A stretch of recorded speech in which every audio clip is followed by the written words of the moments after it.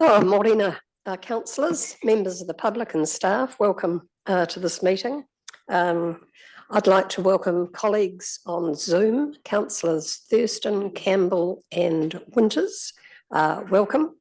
Just our usual message, which is basically to remind everybody that the meeting is being live streamed and recorded, and the recording will be available on our website following the meeting.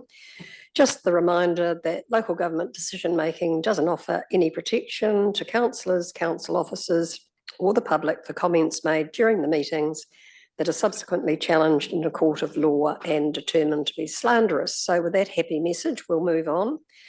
Apologies, one apology from Councillor White for lateness. No further apologies. Move that apology be received. All those in favour, aye, against and carried on. Kat seconded it, by the way. Thanks. Public forum, there is none.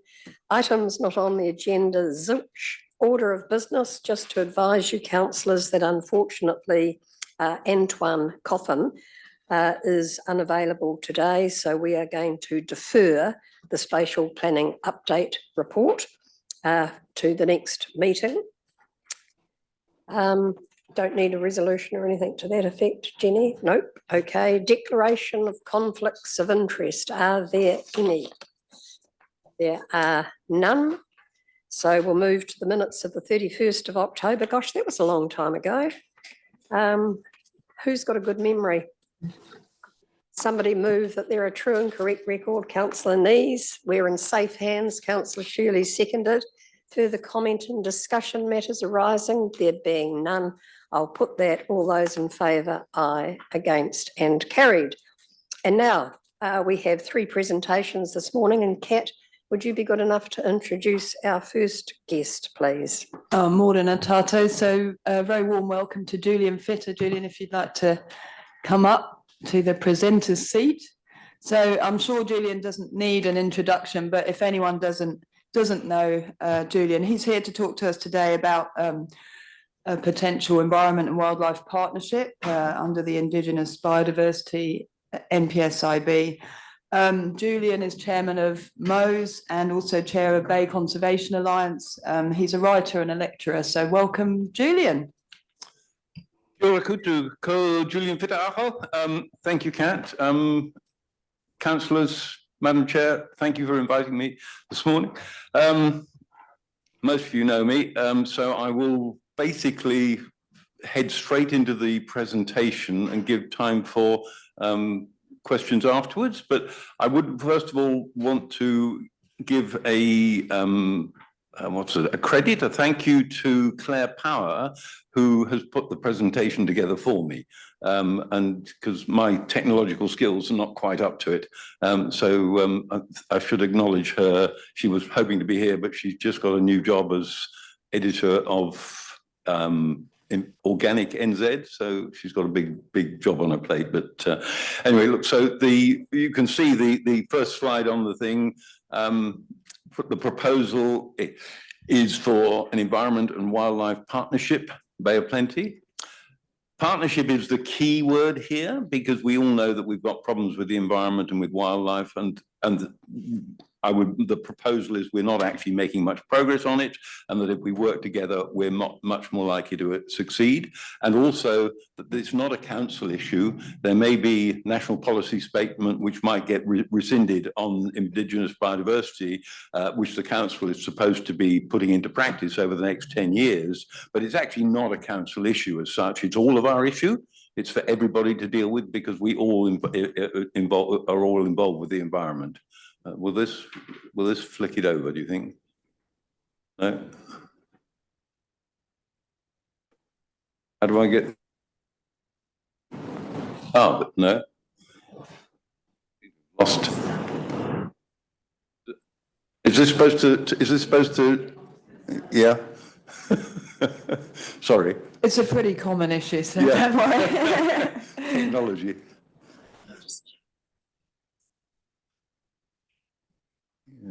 Yeah, it's on. Yeah. Okay, look, That's, yeah. Okay, I put this slide in just to give a little bit of background to me as to what I'm, as to my background. So Mo's, and thank you, Kat, but I'm no actually, I resigned as chair of Mo's in November last year. So I am actually a sort of free agent there. But I still am chair of Bay Conservation, and I was chair of Friends of Galapagos New Zealand, and I am chair of Bittern Conservation Trust, which is an interesting new project we've started, which we're actually making some interesting progress with. And overseas, I'm still involved with the Galapagos Conservation Trust and with Falklands Conservation as an ambassador to the former, as a vice president for the latter. So not that involves much actual work, except that I share the ambassador role with David Attenborough, if that's any use. But and I've written a number of books, which just which means I've got a fairly wide knowledge of the environment and wildlife around the world. I think this whole proposal came out of a meeting I had in England with a friend who's chair of the Essex Local Nature Partnership, which is a government required partnership that all councils have to have over there. And then over here we had the National Policy Statement on Indigenous Biodiversity, which seemed it was going to ask the council to come up with a strategy for Indigenous biodiversity, but it gave the council 3 years to actually start, and then it gave you 10 years to actually produce a document, at the end of which 10 years you will be well aware that the document will be out of date, and so really not a lot of use to anybody. So it was also looking at designating special natural areas, which was produced quite a lot of opposition in various quarters, and would have been quite a major task to achieve in that 10-year time. So, but if we look at our natural wildlife here, our native wildlife here, we have the most amazing wildlife in the world. We have something like 100,000 native species here, probably rather more than that, because there are an awful lot of little ones that we don't know about. 80% of them are endemic to New Zealand, found only here. So if we lose them, the world loses them. That compares with something like 50% in Hawaii and 34% in Galapagos. So we really do have our wildlife is really special. You can't find it anywhere else in the world. And what I found when I was looking into the National Policy Statement, I actually had a conversation with Pim de Monchi, who we will all know extremely well, and he said, "Well, look, that's got a structure there, but we already have in Regional Council, we have already identified with DOC 429 priority biodiversity sites." And of those, 196 already have a level of management on them. So he and I basically said, well, look, that's a really good place to start, is it not?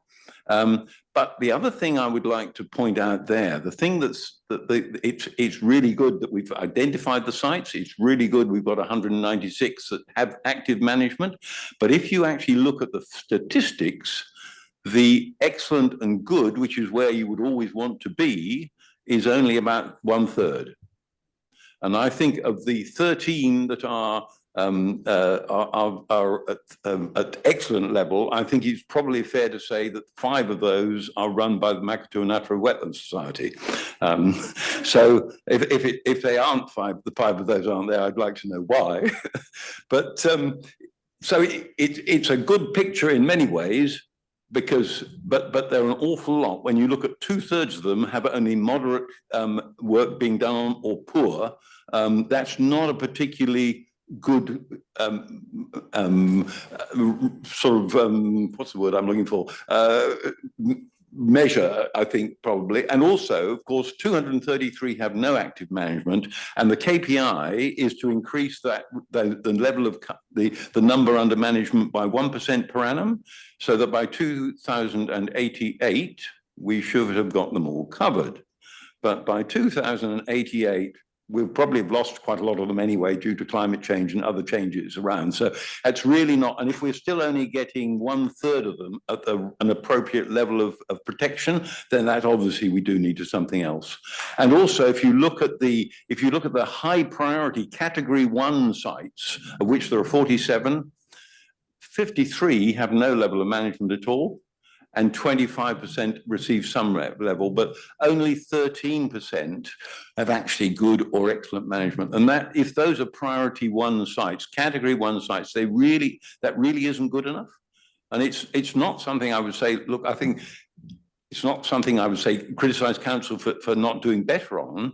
I would just say I would criticize the community for not doing better on. You can criticize the government if you like, because obviously they're a fairly big player in the game as well. So I just wanted to point out that while we have a really useful structure there, we actually have a lot of work to do on it. The mountain is very big, and we need to bring together all the parties who are out there.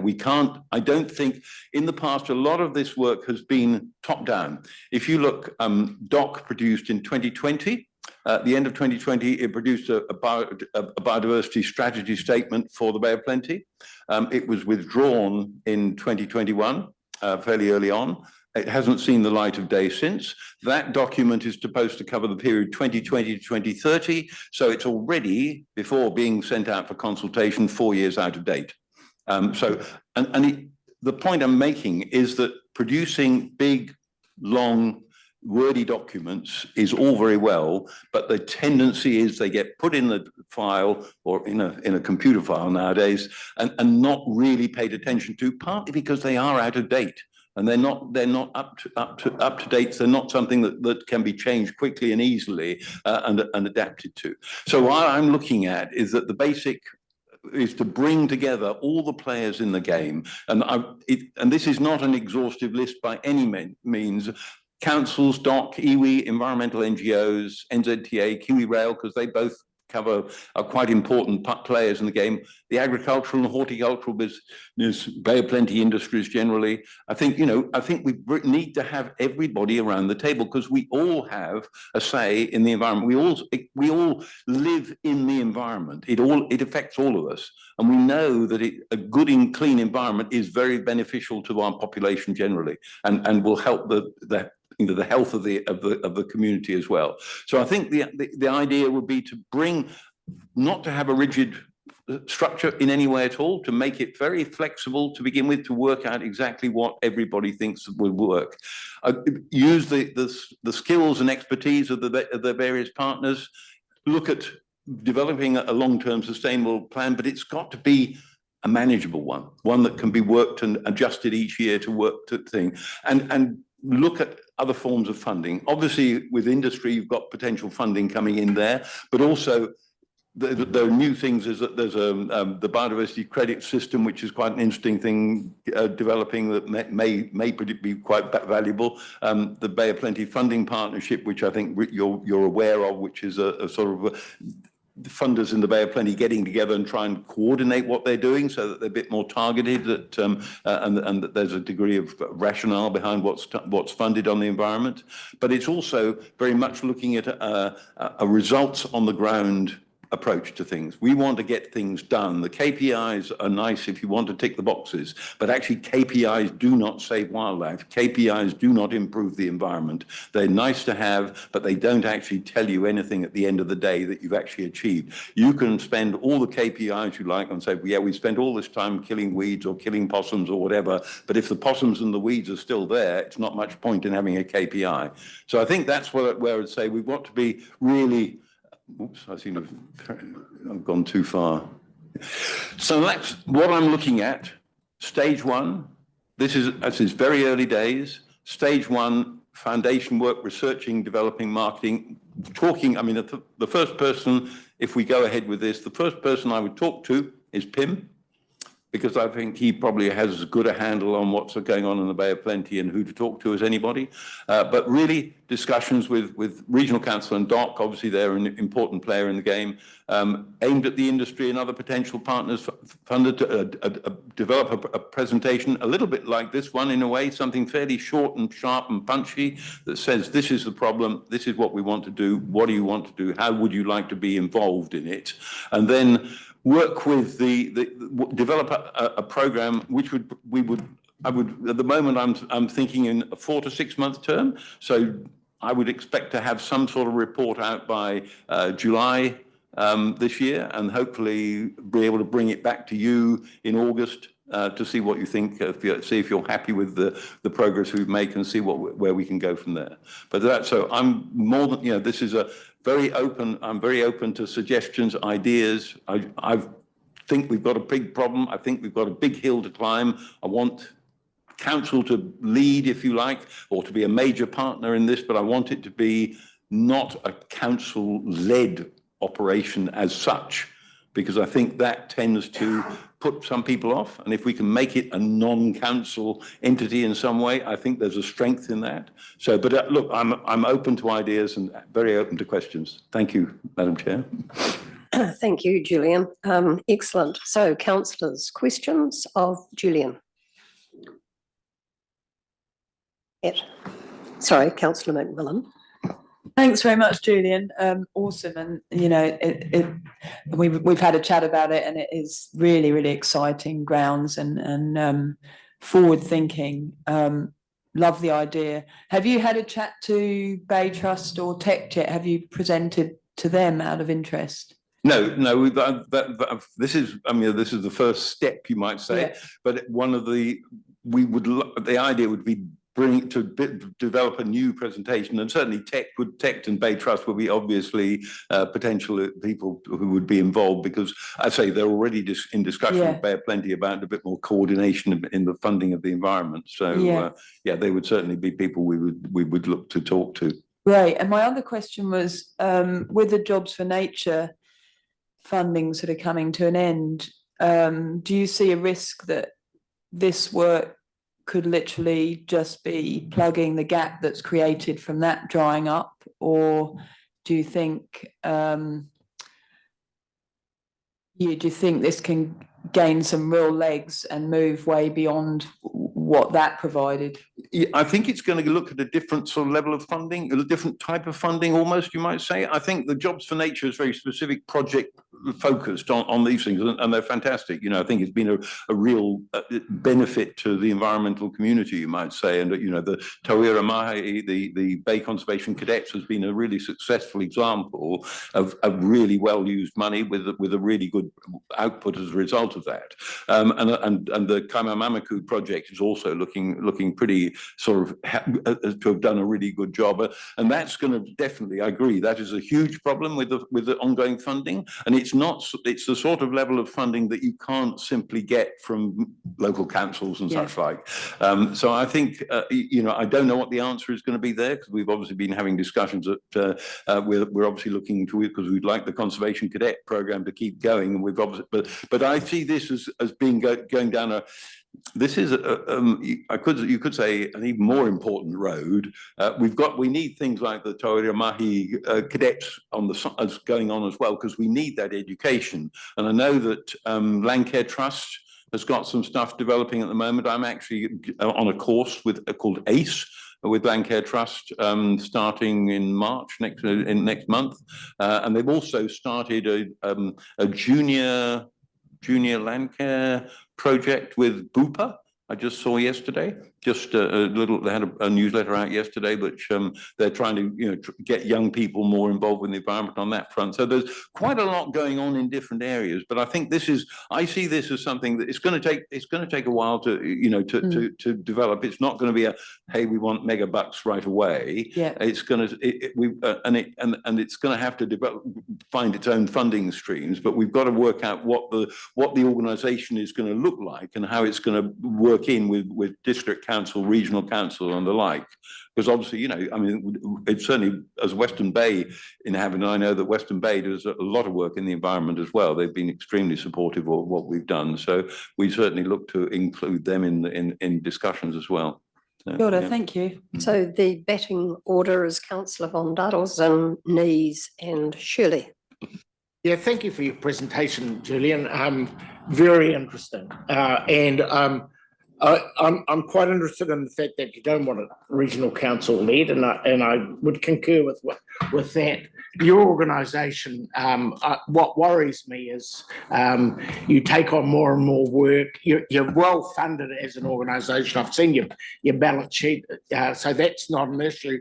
But its capability are you stretching yourself because obviously it needs a driver, needs a champion, and you seem to be the champion, self-appointed, but that's fine. We agree. We don't have any problem with that.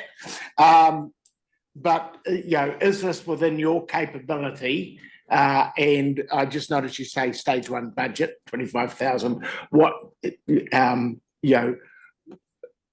where's that expected to come from? Just a bit of an understanding, because it is up there. Well, yes, I suppose if to be straight up of regional council, that I would see that as an option where it would be ideally we would locate that for 25,000.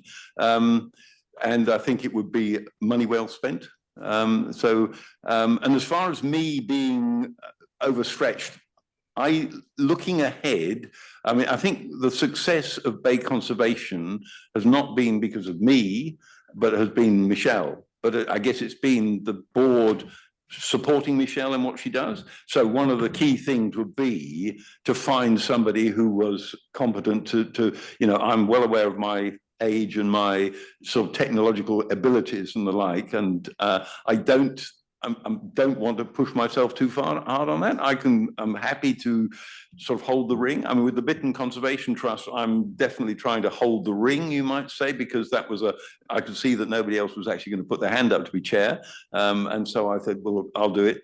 And we've actually already got a draft plan for the Coromandel, which is quite exciting in a very short period of time.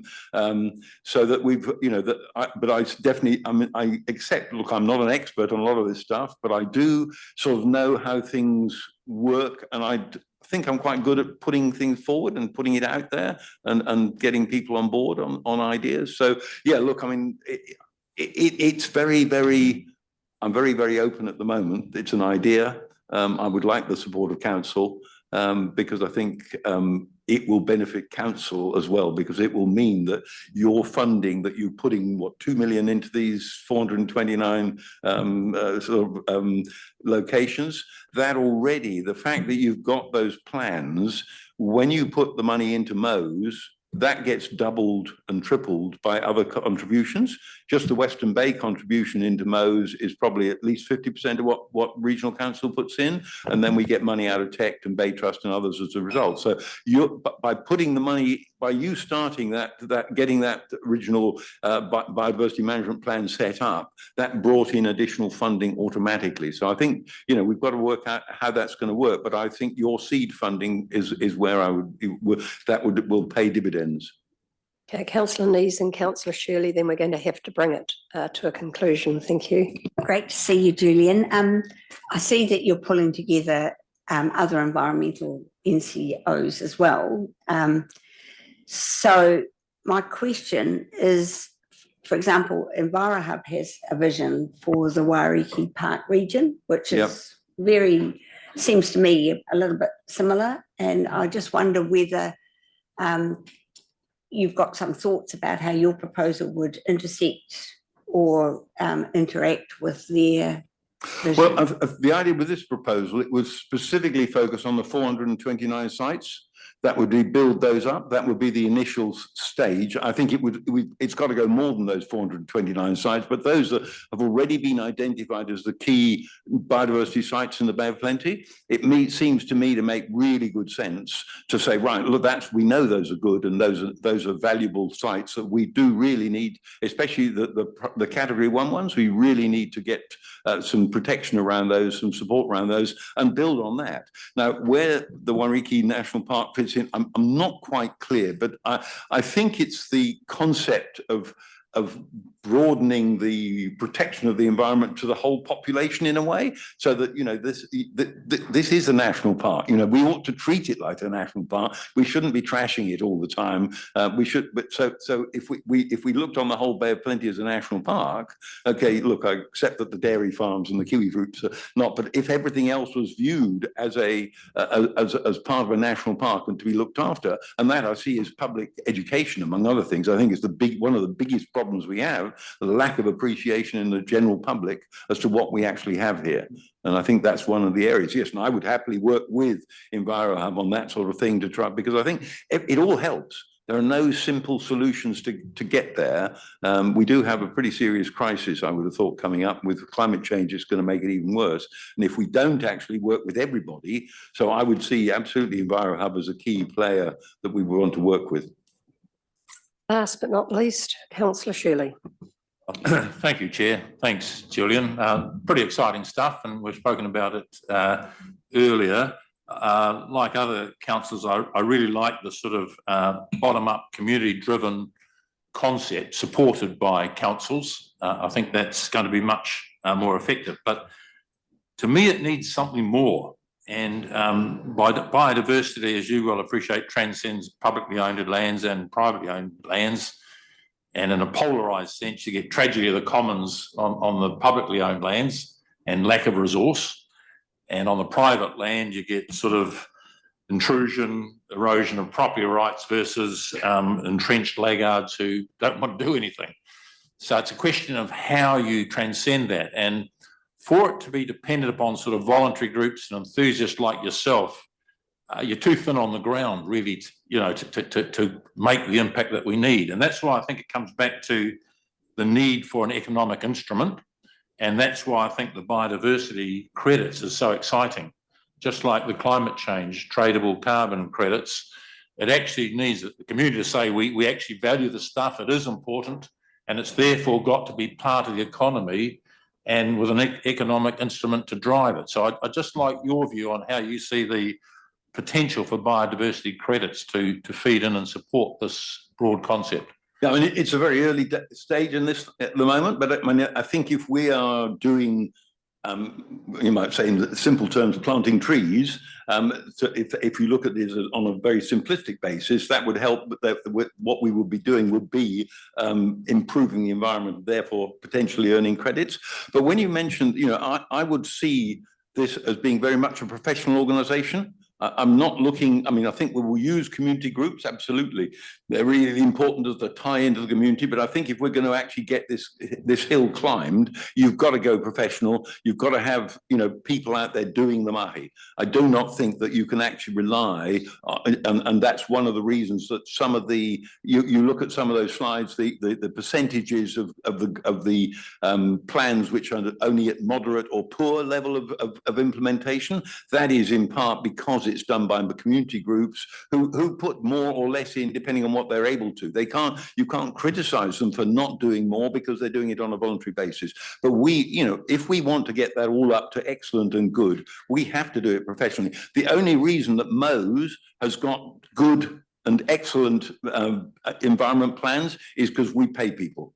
We have 4 workers there. There's a team that gets paid. If we didn't pay them, we would not have 5 environment plans operating successfully. So I think, look, I don't know enough about the biodiversity credits scheme, and I'm not sure anybody really does, but I've had discussions I know we've talked to Louise at Manaki Kaimai, and I think that's obviously a clear way forward. But industry has got a lot of money. I mean, it's not, you can't tell me that, that the farming and horticultural industry don't make good money in a good year. If the kiwi fruit industry is good year, I gather Andre Hickson told me it was $120,000 profit per hectare. So I think, there's plenty of money around here in reality. And if we can go to people and say, we're not just the regional council, we're not just this goody group of greenies over here. We are the community of the Bay of Plenty. We are the horticultural industry. We are the agricultural industry. We are the transport sector. If we can say, we represent everybody here, and we would like you to improve your land. I mean, I've seen an awful lot of the land up sort of the north of Tauranga, which is really broken, where it's some farming, but an awful lot of rubbish land where nothing much is being done and full of weeds and pests. And that's the sort of area we could work on as well at the same time. There's the sort of work that Project Parori does there at the moment. But so I would see we might be working in a sort of like a Project Parori type of way in places. Actually, our gang will go out. We've got this really valuable site here. We will develop a plan on it, and we will send our gang in to do the work. The funding, I agree, and if we can get the biodiversity credit funding because we're doing that work, that seems to me to be a really good way forward. But I think, the Bay of Plenty is a wealthy area. And it ought to be able to afford to look after itself. One of the jobs is to get to the industries and say, look, this is your environment. You need to support the council in what it does. It's not reasonable to expect the council to do it all just on the back of rates. And just because, council happens to own half of the port, that doesn't mean that you can, it doesn't reduce your responsibility to actually look after your environment. Thank you, Julian. As per usual, thank you for your incredible passion. And I love the way that you targeted those specific sites and how we can do better. So I think, Ngā Muta, what we need to do is to ask Mr. Ingle, if you'd ask Mr. De Monchi to maybe come back to us in terms of this proposal and how it may, or let's be positive, how we may look at it going forward. But thanks again, absolutely excellent. Thank you for everything you do as a wonderful, passionate champion for our beautiful environment. Thank you, Julian. Thanks, Madam Chair. Thanks, councillors. So, councillors, we've now got two further presentations, and both of these relate to the item on our agenda to do with the NPS Freshwater proposed amended timeline. So, Mr. Ingle, I think you are to introduce our first guests. Chair, and some of the councillors attend Ag Advisory Group meetings in Te Puke, Councillor Nees and Shirley and sometimes Councillor Leader. We've been in discussions about freshwater for years now, I guess, and Brent and I were discussing at the end of a meeting, is it time we now spoke to all the councillors rather than just those attending the meetings? So on behalf of Council Chair, could I welcome Brent Mountford. Brent is the president of Bay of Plenty Federated Farmers, and with him is Jesse Brennan, who's the policy advisor. So they've got a presentation for us today. Thank you. Thank you, Chris.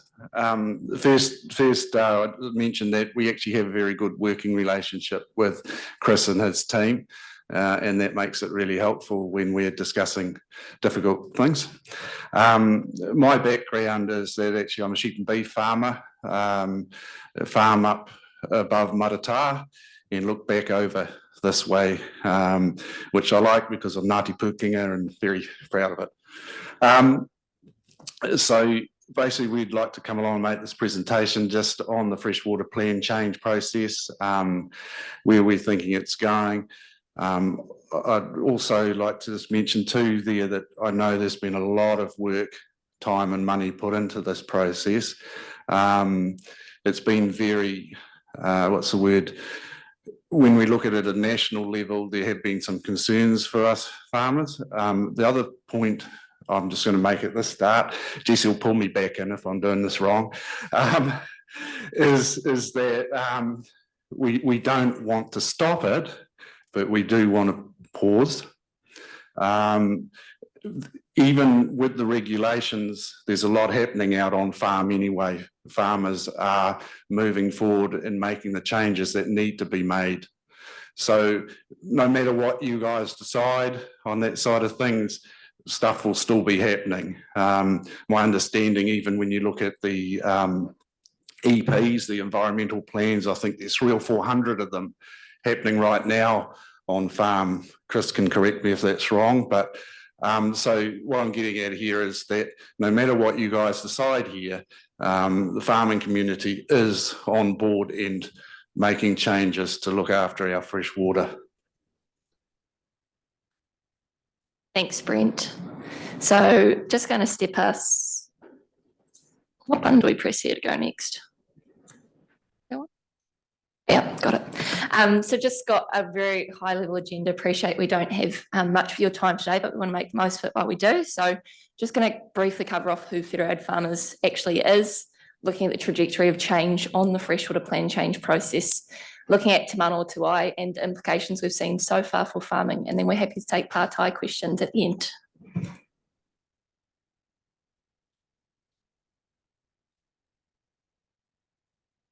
Okay. There we go. So who are we? So Federated Farmers is an independent rural advocacy organisation. We're a membership-based organisation, and essentially we make sure that the rural voice is heard in policy and advocacy processes. We've got a long and proud history of representing the needs of farming interests for over 100 years. We've got around 12,000 members across New Zealand, and in the Bay Plenty region itself, we have 620 active members. So, and that's across a range of farming enterprises as well. This clicker doesn't really like me today, and I have no idea what I just did.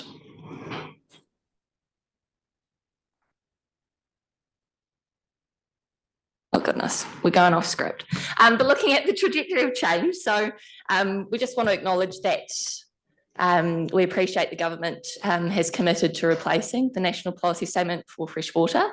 And at the moment, I can appreciate that puts council in a bit of uncertainty as to what that means for timeframes, the good work you are already making towards what the timeframes were and how we address that. And as Brent's touched on, I guess the last few years in particular have been a very challenging time for farmers in terms of the regulations that have come down the line. But on top of that, the things that many people are battling with, inflation, rising on-farm costs, and generally just trying to make ends meet and keeping up with the changing times.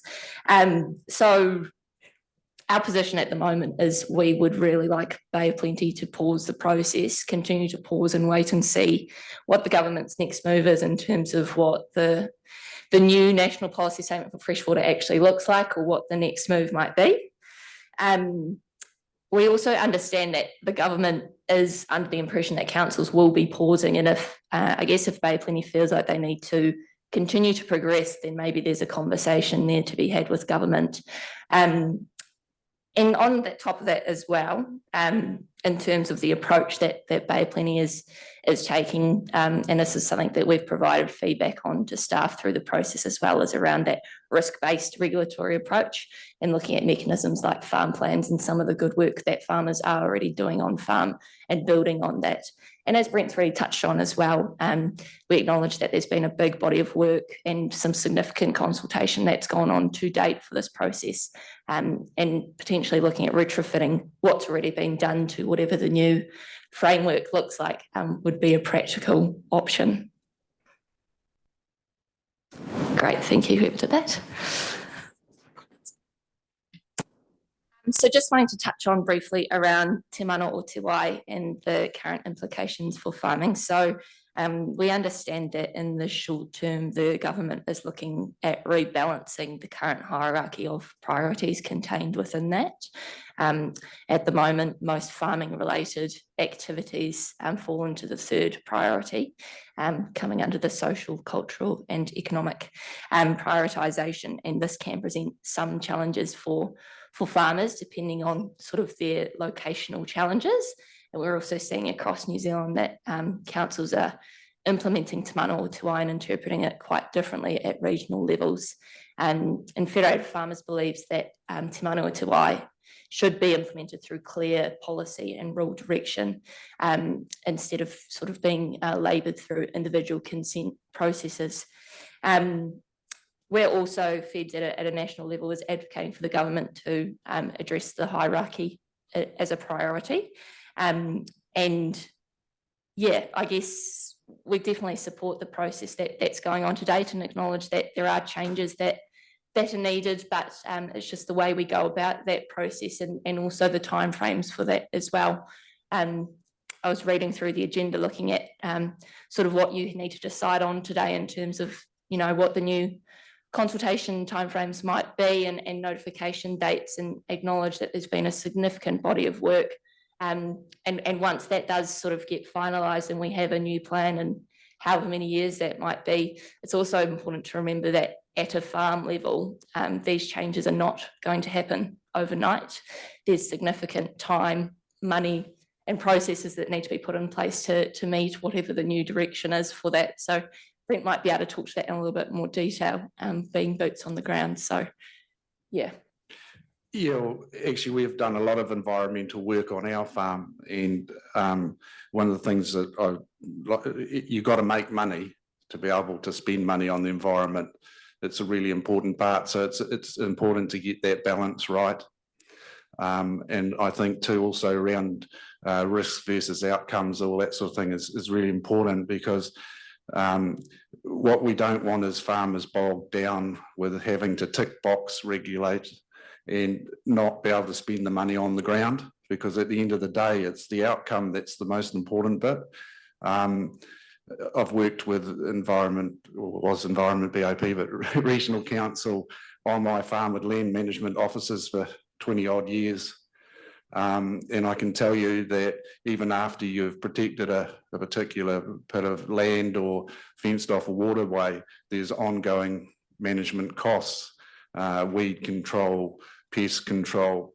I won't get into living near dockland. That adds another layer of cost to us farmers.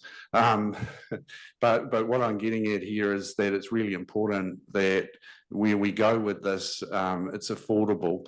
And if it is affordable, I can tell you what, vast majority of farmers will be on board and will do the right thing.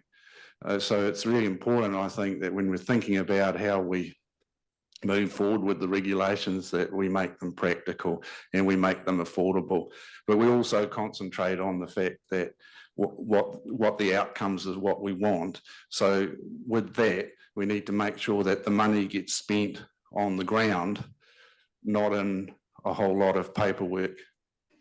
So that's going back to when the farm plans and things like that, risk versus, so if it's low risk, the paperwork should be a lot less than where it's a high risk situation. Absolutely.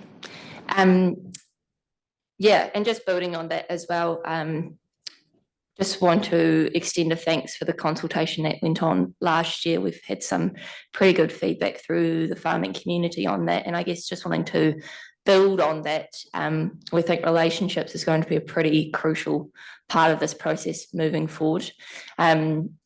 Obviously with stakeholders, but also for communities, in particular the farming community, that are likely to be implicated by this process in quite a significant way potentially. So Federated Farms is happy to assist with it in any way it can, and extends an olive branch to all of you if you ever want to have a chat about anything, or get Federated Farmers' position on that as well. So that largely covers our points, unless Brent has anything else to add, and we're happy to take questions as well. Well, thank you, Brent and Jessie. That's excellent. I'm sure you're going to have some questions. So questions, Councillor Shirley, you were looking at me as though to say, yes, I thought you meant Councillor Crosby, then Councillor Nees. Thank you. Yeah, look, thanks very much for that presentation. Again, it sort of reflects the earlier presentation we had about that bottom-up community drive, which does produce the goods, and certainly the work that the various groups are doing is exciting and fantastic. I guess the real crutch is what is the appropriate date for that notification? That's what it comes down to. Your recommendation is that we pause, wait and see what the next move from government is. Government signalled this that date in 31st December 2027. What do you think would be an appropriate pause period? We're thinking maybe September 25, something like that. So we're not talking right. Yeah, and I think the timing of this meeting compared to how fast the government moves is probably the challenge in this whole situation. We're in the same boat as council, really waiting to see when information actually comes out. And we've seen in your sort of the options that you'll be deciding on today, and I guess they all present challenges and opportunities for the farming community one way or another. If this decision was being made maybe in a few months, we might have a different picture.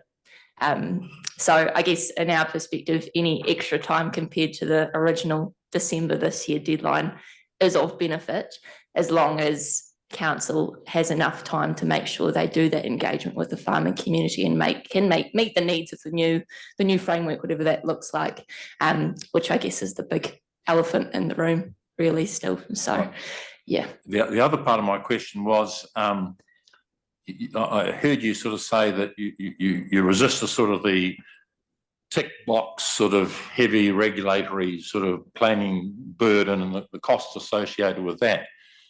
How do we strike as a council a balance between that, but also ensuring that you pick up the laggards? Somewhere yeah, there's got to be a balance between those two. I agree. Because I totally agree, you know, the heavy prescriptive sort of planning approach doesn't work. We're seeing time and time. Look, I've got an environmental plan, right? My farm.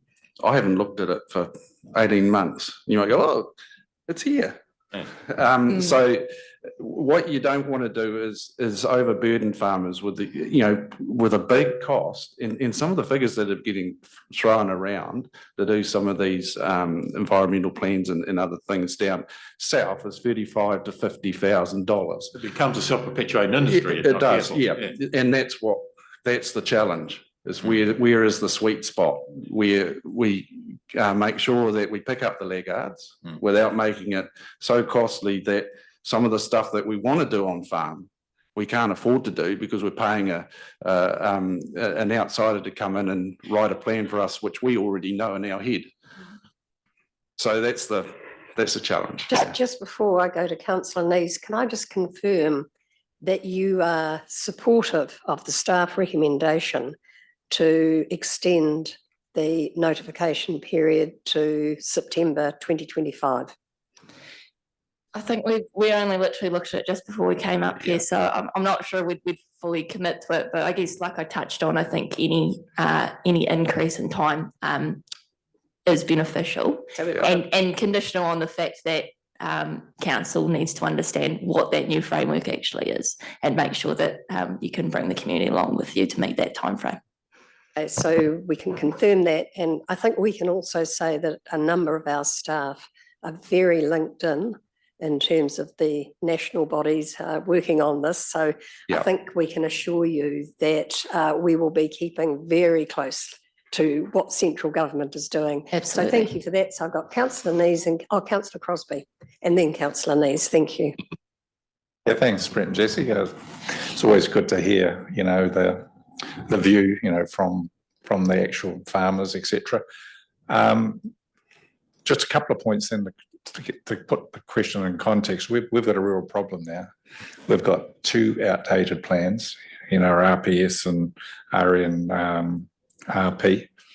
We've got hundreds of consents coming up for renewal. We've got a new government elected, which is fine, to reconsider a range of issues, and particularly the RPS freshwater management. And my experience in Wellington is, so they're talking 18 months, which can take us into 26. There's a legislative process, a consultation process, and God knows what else. That could take us to 28. We'll have to implement whatever that is. That could take us into 30. We can't wait. So working alongside your industry and others, what can we actually do in the short term to continue to make progress? How long have you got?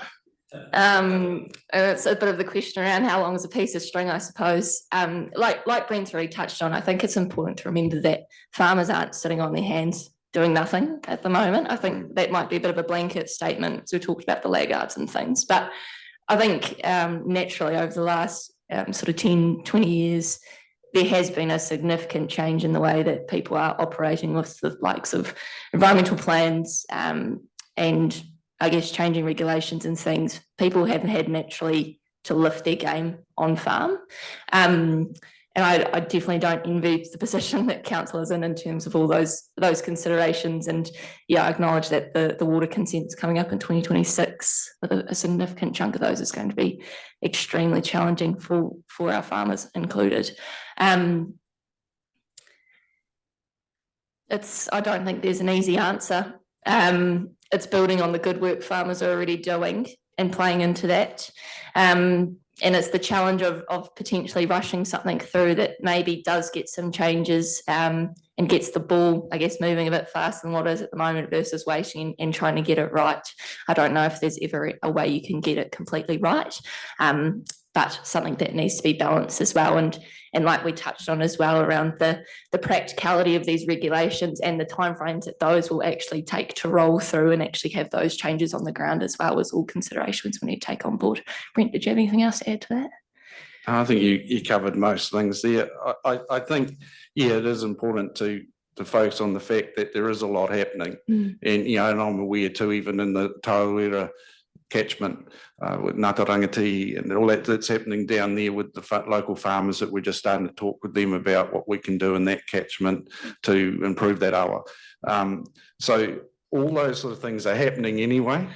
Okay, so yes, there is all the regulatory things that you guys have to tick, but what I'm getting at is that from a farming point of view, we are moving forward, and I know even up our area, we were one of the first to protect bush. The first lot we fenced off was in 1978. Other farmers looked at us and said, oh, you're greenbacks or whatever. Now everyone up our road has protected bush and things like that. So what I'm getting at is that despite what's happening, on that side of things, there is a bit of peer pressure goes on, and people see that when you actually start fencing off your waterways and planting and doing other things, that it's not as big a burden per se to the actual overall running of your farm as it could be. So I don't know if that helps. But quickly add to that. Yeah, thank you for that. So is there an opportunity then? What worries me, and I had a job in Wellington for 3 years, it worries me, whatever they decide, with the greatest respect to the bureaucrats down there, that we actually grasp this opportunity and collectively we lead it for good outcomes by proof, burden of proof, which you're doing already, rather than waiting for someone to decide what's best for our area within the boundaries. Okay, I can answer that on 2 levels. Okay, so we've got, I've got to be careful, she might pull me back in, but on one level, yes, you're right, we can, and then we have to be conscious of what's happening nationally, if that makes sense, with our farmers further down country. So yes, there is an opportunity, if we did it right, to show other parts of the country how it can be done. So I think that sort of answers you. Yeah. Is that all right, Jess? No. Oh, thank you both for coming. My question's actually been answered. And it's clear to me that you really understand the conundrum that we're in, that we also are trying to find the sweet spot between fixing up the problems that we've got with our current plan, preparing us for the new consents that are coming through, and also keeping an eye on the changing policy environment to try and make sure that what we do is not too far out of line with where the government's going. But I guess my question's more about how important is certainty for farmers, because then we may not know what the new priorities are for Te Manawa Te Wai, for example, by the time we notify. We'd like to think we would, that we'd have a fairly good idea, but we may not. So that's an issue of how much uncertainty that you can live with. Thank you for bringing it up, Jane. It had gone through my mind a lot, and I kept forgetting to mention it, that is one of the big issues, is certainty. And we're actually tired of this, where as we get changes of governments or councils or whatever it is, it swings to this side and then to that side. We do need some certainty. We just like people to, instead of always sitting on the fringes, go down the middle and get stuff done. So yeah, great. Councillor Eadie, and then we'll have to call it to a close. I'll try and keep it brief then, Madam Chair. Thank you. Kia ora koutou. Thanks for coming in, and I think it's really important that we continue to have these conversations, because they are difficult conversations. My colleagues have indicated with regards to the conundrum we're in. Last year, I was part of a number of consultations and engagements, in particular with iwi Māori and the various statutory groups like the Rangataki River Forum, going out and talking about Te Manawa Te Wai and the hierarchies and the celebration, the celebration, even myself felt with regards to Te Mano o Te Wai, even bringing in Te Reo Māori into this kind of policy landscape, which often I'm a little bit cautious of. But the concepts of Te Mano o Te Wai and the hierarchy that the oranga, the mana o Te Wai comes first, and that certainly resonated with a lot of the people we engaged with. But there was also some skepticism because they were like, oh, well, you're saying that today. And I'd actually tried to temper the expectation, knowing that the election was coming up, that these things could change. As you just said, the swings and roundabouts, and everybody wants to have some certainty moving into the future. So we are in that position of the meat and the sandwich. I'm going, how are we going to go back out after the government rebalances the hierarchies and have that conversation again and have any credibility with those partners? And we understand we have multiple partners that we want to work with, yourselves included. My question is around, you speak about trajectory and my view in talking with the farmers that I do know, which are a few through the river advisory groups and so forth. They participate in those spaces. The intensification of farming practices as a sector over the last number of decades. And I guess I'm interested in you as an advocacy group, because you speak about practices changing, say on a farm to farm basis, but I'm interested as a sector basis. Where does that the trajectory of that intensification, what's the view from your membership in terms of that? Is it about, because quite often in our society, we talk about growth and we try to, excuse the analogy, milk as much as we can out of the land.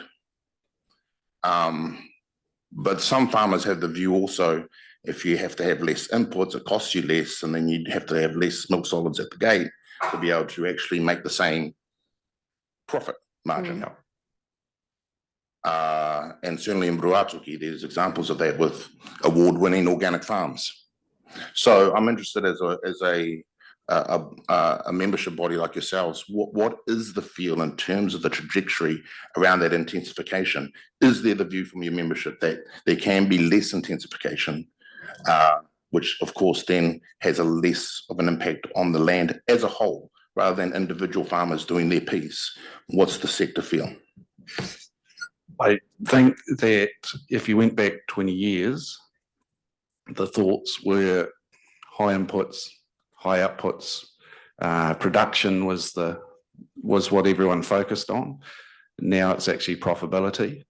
And quite often those two things I just talked about don't relate. So all the farmers that I know, none of them are talking about increasing stocking numbers. In fact, it's most probably the other way around. They're looking at land use change as well. So they are thinking differently, you know. Also, the other thing that comes in is intergenerational. So when I look, for example, in the Taurua catchment there, the younger generations coming through, and their thoughts on environment and a lot of those other things are just as important as profitability. So the general consensus in farming, I would say, is that it's not about intensification. It's about how we make more out of less. Okay, so that's definitely the talk. That's the thinking.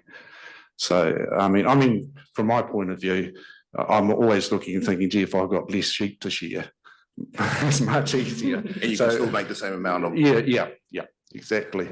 So that's good to hear. Thank you, and that is great to hear. I guess I'm wondering also, because there are other players in the sector, say the fertilizer industry, other people who do have the view that actually you should drive more production. How does your, how do you as federated farmers help your members in that situation where there is certainly that pressure to drive production from certain quarters? Well, it's around the same peer pressure thing. So it's one of the good things about federated farmers is we are just farmers at the end of the day. representing farmers. So I don't get paid for this. I'm just the day job as a farmer. So when we get together, we talk about all those sort of things, and it's that into farmer support, I guess is the right word. So you talk through your issues around all that sort of thing, and these days, yes, you still do get the vet rep who's going to tell you that you need to be putting X amount of nitrogen on or whatever. But having said that, they are also businesses and they understand what's going on in the wider world too. So they know that it's not the in thing to be intensifying and putting, so what I'm getting at is that the world is changing and people are thinking a lot more about their impact on the world. Whether it's putting sewage into the streams or letting cows wander through them, whatever, you understand that's not the right thing to do anymore. So I think the other point you talked about, the one priority, I like the idea of there's most probably 5 different priorities when it comes to the water, because you still have, for me to be able to do what I'm doing, I've still got to make money. And then the other thing is the cultural side and the society, all that side, it's all interlinked. I can't pull one piece out. That's just the way I am. To me, it's social, it's environmental, it's money. The whole thing is the same.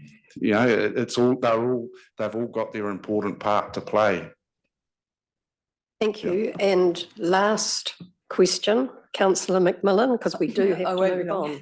on. Thank you. So just based on your response to Councillor Reti there, what's Fed Farmers' relationship with Groundswell? Because Groundswell seemed to me to be very much a status quo and not progressive and not looking at wanting to do things better and protect the environment. And I know Jamie Mackay had a piece recently about, are those two things becoming one, and so.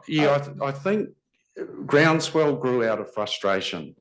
So, the media's mostly portrayed it a little bit different to what it really is, but it grew out of frustration for a lot of farmers who felt they weren't being listened to. So the relationship between Feds and Groundswell's most probably prickly, if that's the right word. Yeah, they're most probably, that wild dog you have in the back, out the back that you let out now and then because you want to scare someone off. I got to be a little. Jesse will whack me around the ears. That's most probably. I never partook in any of the Groundswell stuff, but there were farmers who were literally frustrated at where things were going or not going. So I think you need to look at it from that angle as opposed to it being an anti-regulatory, anti-everything. Yeah, and just to briefly build on that as well, I guess Federated Farmers is in a position where we're trying to see how we can work with other people in the industry, whether it's Beef and Lamb, Dairy NZ, other industry bodies, to see where we have that alignment, where can we streamline things. And I understand that Feds is in conversations with Groundswell just to see where they're actually coming from. But yeah, as Brent says, it's one of those things that, as he says, it's grown out of frustration, and they've got their own sort of agenda, I suppose, that they're trying to get change on, and the way Feds works in that arrangement as well was something that will play out in the future. We're not French farmers. Thank you, Brent and Jesse. That was excellent. Thank you for all you're doing within your community to nurture and protect the environment. We do acknowledge that. And we also want to really say thank you for acknowledging the conundrum that we've got. This is not an easy time, massive uncertainty at the political level, but we're going to have to do our best on behalf of our wonderful environment, our why, and our communities. So thank you very much. You probably have seen on the agenda that we've got the Environmental Defence Society. Shay is online, I think, so please feel welcome to stay and feel welcome to listen to our debate in terms of what we actually do around notification timelines. So thanks again, excellent. Thank you for So- your time. Cheers. Thank you. So I think now we have Shay. Shay, welcome. Good morning, everyone. Tēnā koutou katoa. Good I'm morning. We are slightly, in your hands. Slightly perturbed by the two giant faces that you've now got up in your room. Look, thank you for having me this morning. I know you're running a bit late, so I'll try not to take up too much of your time. And I don't have a presentation, but I'll just read through a few notes that I have. So ko Shay Schleifer Takuengawa. I'm the Chief Operating Officer at the Environmental Defence Society, and I oversee our freshwater advocacy, which includes EDS's involvement in our freshwater plan-making processes around the country. EDS has had extensive involvement in freshwater matters, having litigated since the early 1970s to protect freshwater quality and in support of promulgation of water conservation orders.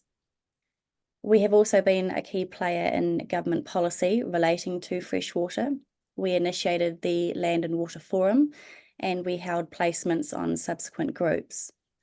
Our CEO was a member of the government's freshwater implementation group.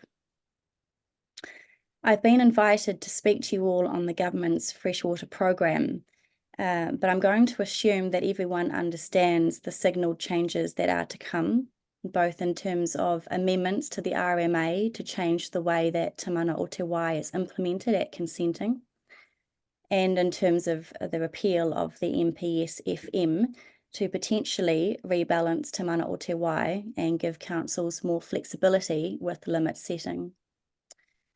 So what I want to focus on is timing, which is the big question for this group today. And my message is very simple. It's that notwithstanding the government's extension to the deadline for notification of freshwater plans, Council has a legal requirement to give effect to the MPS FM in its regional policy and plans as soon as reasonably practicable. That legal requirement comes from Section 55 of the RMA and Clause 4.1 of the MPS FM. As soon as reasonably practicable means without delay. What that might look like in your region is up to you.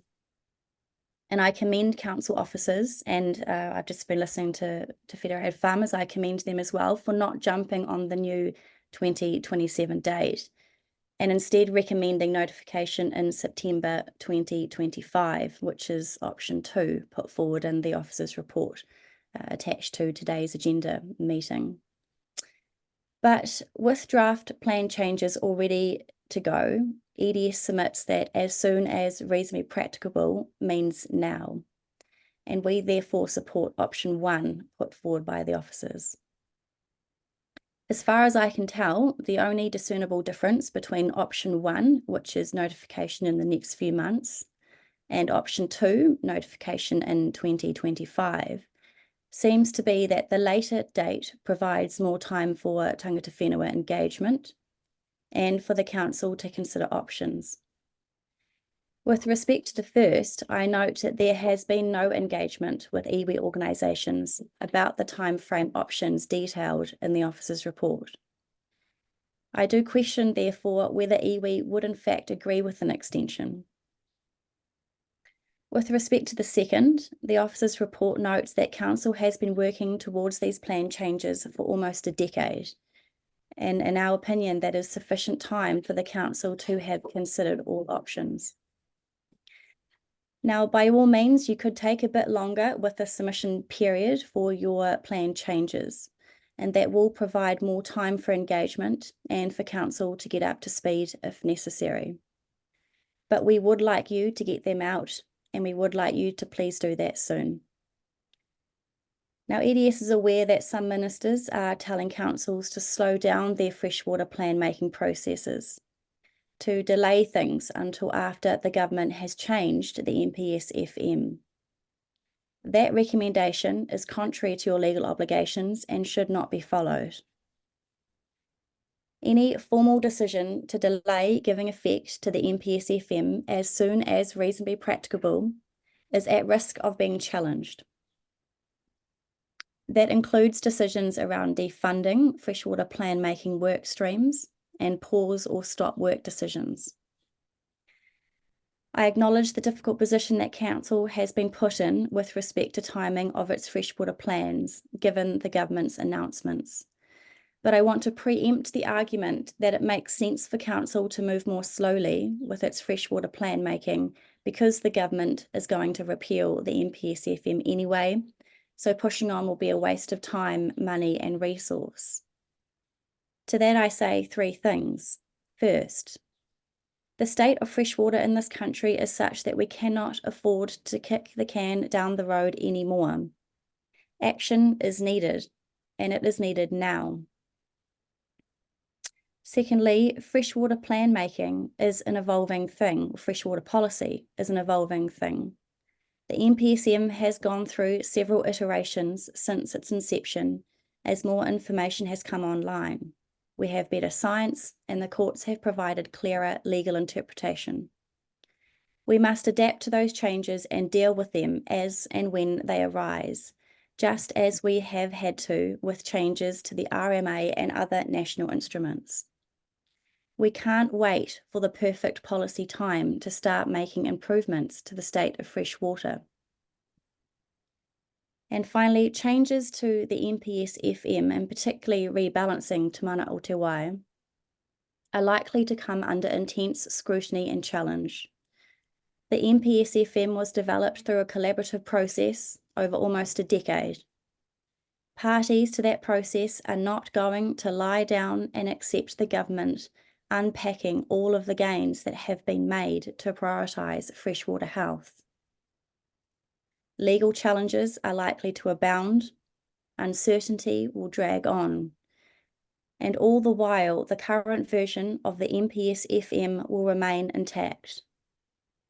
So too will the legal requirement to give effect to it as soon as reasonably practicable. And so too will Council's obligations under Section 30 and Part 5 of the RMA. So to those in the room who are about to make decisions on timing, EDS asks that you please get on with it, that you ignore the noise, that you lead by example, and that you follow the law. And most importantly, that you start making improvements to freshwater health and well-being and freshwater ecosystems. Kia ora. Kia ora. Thank you, Shay. Lots of food for thought. Councillors, questions of Shay? You've stunned the panel, Shay. No, we have Councillor Shirley and then Councillor Scott. Yes, thank you, Shay. You're certainly very aware of our dilemma and the almost impasse situation that we're in. But I'm not sure I actually agree with your legal interpretation. But I do agree that Section 55, Clause 4.1, the reasonably practical test, that's what it really hangs on. But when, you know, the national policy statement is an instrument of government, we have the government of the day clearly giving a direction, actually changing the extension date. And I think any legal interpretation is always debatable, but any legal interpretation of that framework would be that you are not delaying any challenge, I think would be unsuccessful against that background and framework of a clear policy direction and a change of application date for notification. So I just think, politely, I'd suggest, I think EDS has overstated its case there. Can I? You want to? Thank you. Thank you, Commissioner, Councillor Shirley. Just a few points in response. So the December 2027 date for notification is a drop dead date. It's not a date upon which your plans must be notified on. So you have discretion to notify before then. And that discretion is framed, if you like, by the as soon as reasonably practicable test. And so my submission here really is that you have everything ready to go. You have invested a huge amount of work in getting to where you are at.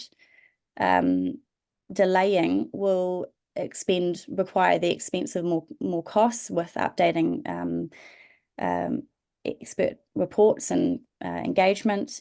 And the council has an opportunity here to be an exemplar. And I was pleased with one of the other councillors making that point before. You have a real opportunity to lead by example. And I do encourage you to take up that opportunity, notwithstanding commentary from ministers who are suggesting the otherwise. Because of course the MPS-FM and the RMA is the law, and ministerial commentary on that doesn't change that position. Thank you, Shay. Councillor Scott, then Councillor McMillan. Look, a similar sort of point really, because when you look at the RMA, it doesn't say that the practicable test is the test. It actually gives us a series of options. And, you know, the important word there is or. And I suppose the other point is it doesn't say who it's practicable for. So is it practicable for our ratepayers that we have rushed policies?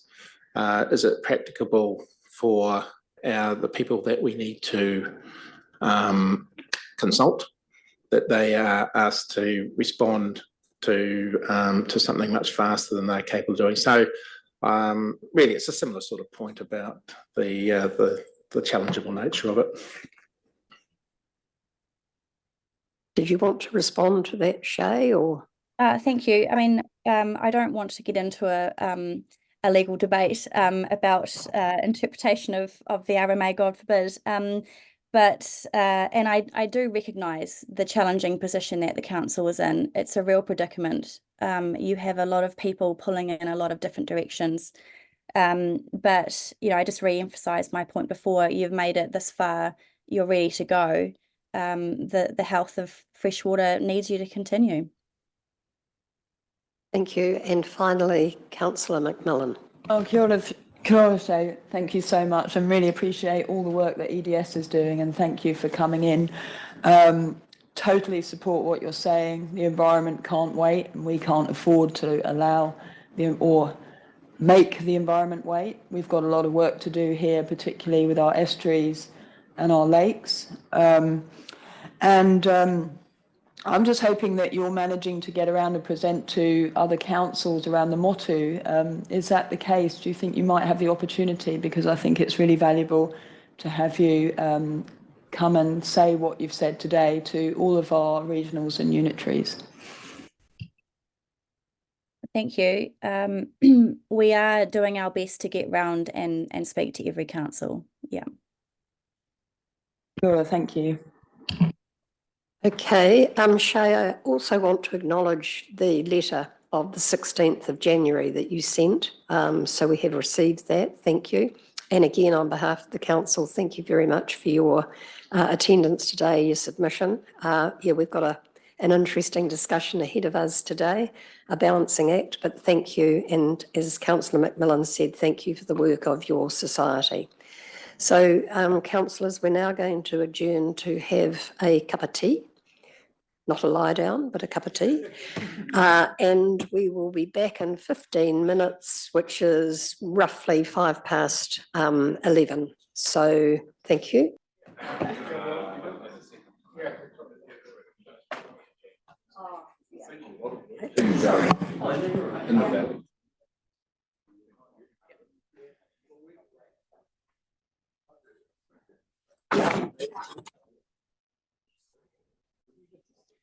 Okay.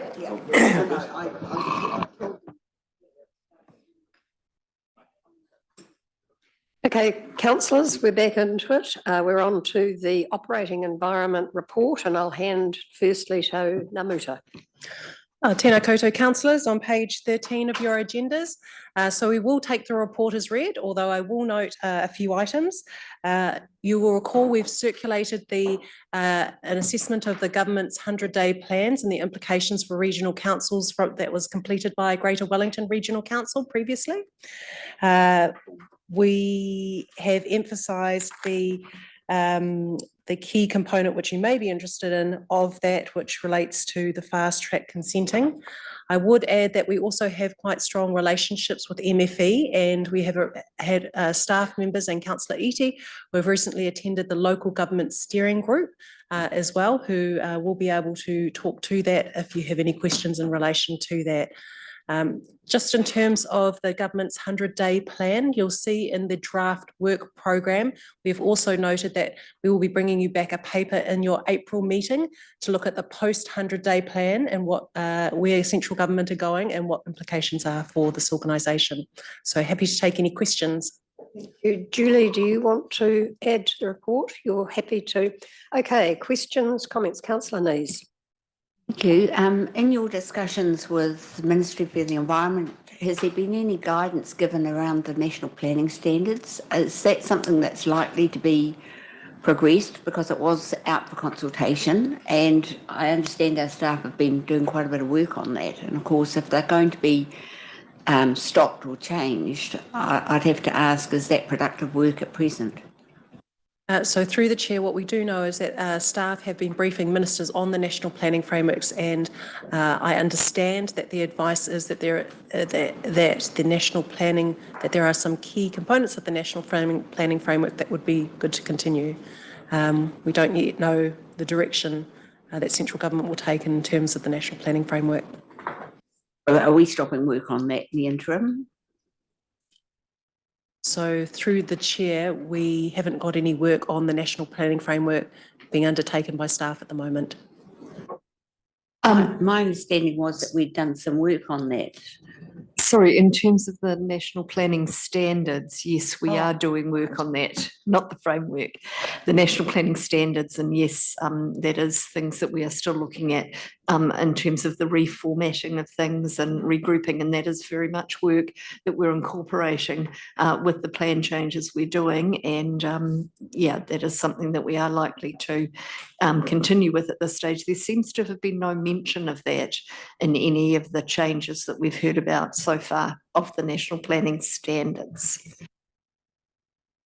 They do cease or wind those back, then are we going to be in a position where we're going to continue, or can we just revert to our old formatting? It's a good question. We have just been incorporating it in any of the plan changes that we've been looking for, and quite a bit of it is to simplify and clear some things up, which we think is useful as well. So yeah, we'll probably carry on with it in terms of anything that simplifies or clears things up, because some of the plan changes are relatively old and you know, need to be clearer and better formatted, etc. And that's what a lot of the national planning standards is about, the way it's formatting and making it clearer, etc. So through the chair, there's been absolutely no mention from any parties in terms of changing the national planning standards. I just wonder if you could seek some clarification, because Absolutely. I really would rather, you know, we've got so much on our plate. I'd really rather we weren't doing work that was non-productive and might need to be undone. Yes, absolutely. Councillor Crosby. Yeah, thank you for that. And this is going to be a changing environment, but what I see it as an opportunity as well to help hopefully shape some, you know, good new legislation, rather than saying, oh dear, this is all terrible. Let's get in there where we can and give good advice to the good people in Wellington, particularly the policymakers, because, you know, ministers ask departments to give advice, and if we're in there helping shape that for good outcomes, I think that's the best we could do at this point in time. Any questions or further comments on this particular report? There being none, so I'll move receipt of the report. Seconded Councillor Crosby. All those in favour, aye, against and carried. Now, here we are, the World Cup game. NPS Freshwater, come forward. Nikki and James, Stephen, welcome. Interesting morning so far. So we're in your hands, Nikki. I believe you've got a presentation, is that correct? Yes, good morning, councillors. We do have a presentation. It's not up at the moment. I can start speaking to it while we wait. So, Chairman Leader. Yeah, could I, with your indulgence, I noticed Nikki's response to one of the responses from Federated Farmers. Could I just draw on why the response was the manner in which it was? And it was regarding the cost of doing environment plans, farm environment plans, when he said $30,000 or something. my understanding was he was referring to the cost of delivering a freshwater farm plan in the South Island, and that was news to me. When we've assessed or estimated the cost of a farm plan in the Bay of Plenty, it is far less than $30,000. So I don't know what the requirements are in Southland and Otago that would lead it to be such an expensive plan to deliver. Okay, so not the case here, you would imagine. Okay, thanks. You are noticed, Nikki. Gosh. Okay, over to you. Thank you. So the paper we're referring to is on page 19. It's the Freshwater Policy Programme timeframes paper. The purpose of the paper is to relook at and reset the timeframe for notification of freshwater related regional policy statement and regional plan changes. You're very familiar with this discussion now, but the reason we have had a little bit of slippage with the pause late last year on the release of the draft, and in that meantime, government amended the time frame. As EDS Shay said, it's the drop dead time frame. So the time by which every regional council must notify changes has shifted from the 31st of December 2024 to December 2027, which gives you some choice around options for resetting the timeframe, and that then has a bearing on what we do in the interim with the work program, which we would come back to you about. So the government signalled they'll make changes to the national policy statement or replace it and amend the regulations, several regulations. That's going to take at least 18 months, but potentially longer. And there are quite a few pros and cons to consider. So in your paper, we've set out a summary sort of table of the options, of 4 options. So the options are on page 22, 4 options, and on page 23, a summary of how they stack up, but attached to the paper are the pros and cons of each of those in more detail. And the staff recommendation is an amendment of the timeframe to September 2025.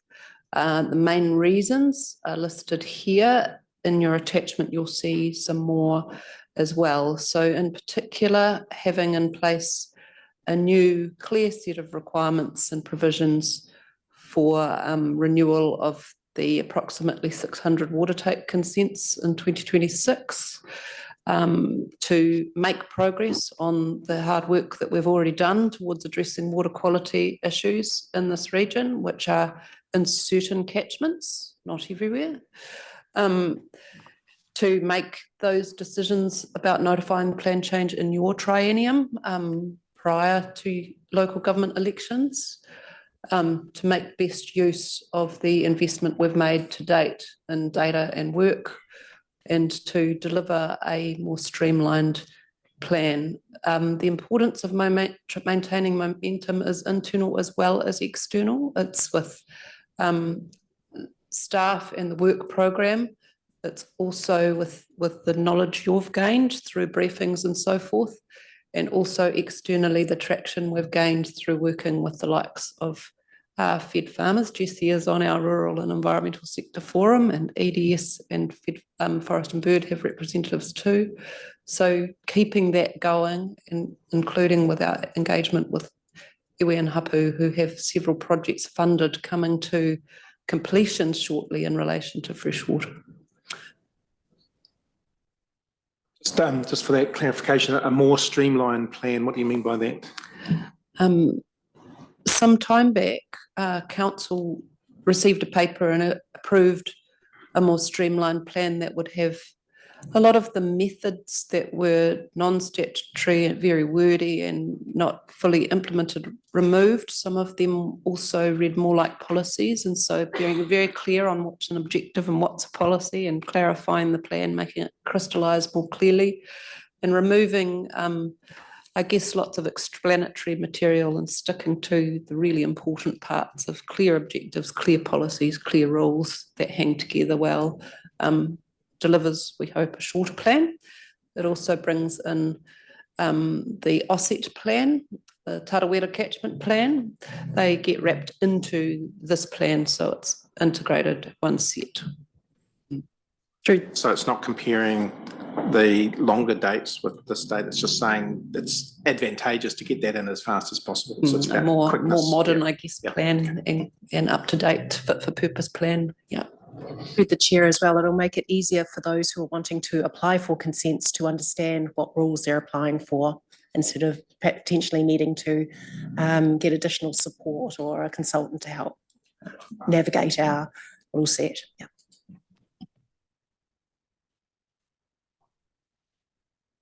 So we do have further slides with further explanation if you wish to receive them, but otherwise happy to take questions. And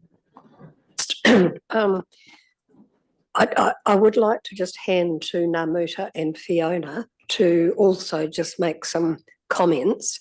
And then I'll be guided by whether councillors want to go through the fuller PowerPoint presentation, or whether councillors feel that by now they have sufficient information to be able to come to a decision today. So I'll just hand firstly to you, Fiona, and then to Namuta, and we'll then glean where we go to from here. Thank you.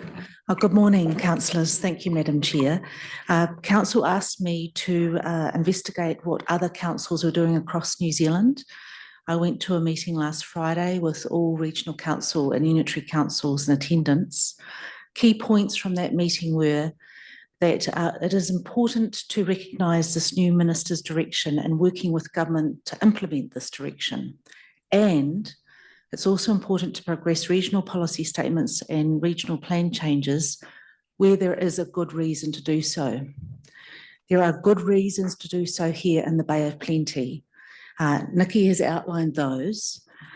Based on that conversation, I would also recommend you write to ministers to invite them to come to the Bay of Plenty to understand why there is reason here to progress this plan change. I think you've heard from a number of people.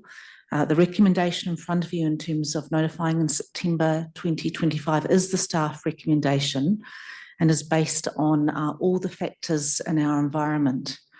It will be important, though, for you to continue to be adaptive, and particularly in terms of hearing from ministers in terms of what they expect in the Bay.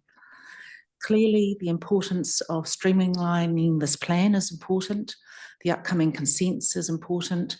The science that you have in front of you now in terms of where improvements can be made and also where more water can be released is important. And also the momentum that you've heard from the speakers today is important. But that is the context with which we find ourselves in. So, Chief Executive, you're supporting the staff recommendation? Yes, I think it is a practical way forward. It allows you to have time to look at what is important to this region and to amend and retrofit in terms of the draft plan that you could have considered in December, but you pause then in terms of getting more certainty in terms of national direction. Councillors, any questions of the Chief Executive? Just, Councillor Shirley. Thanks, Chair.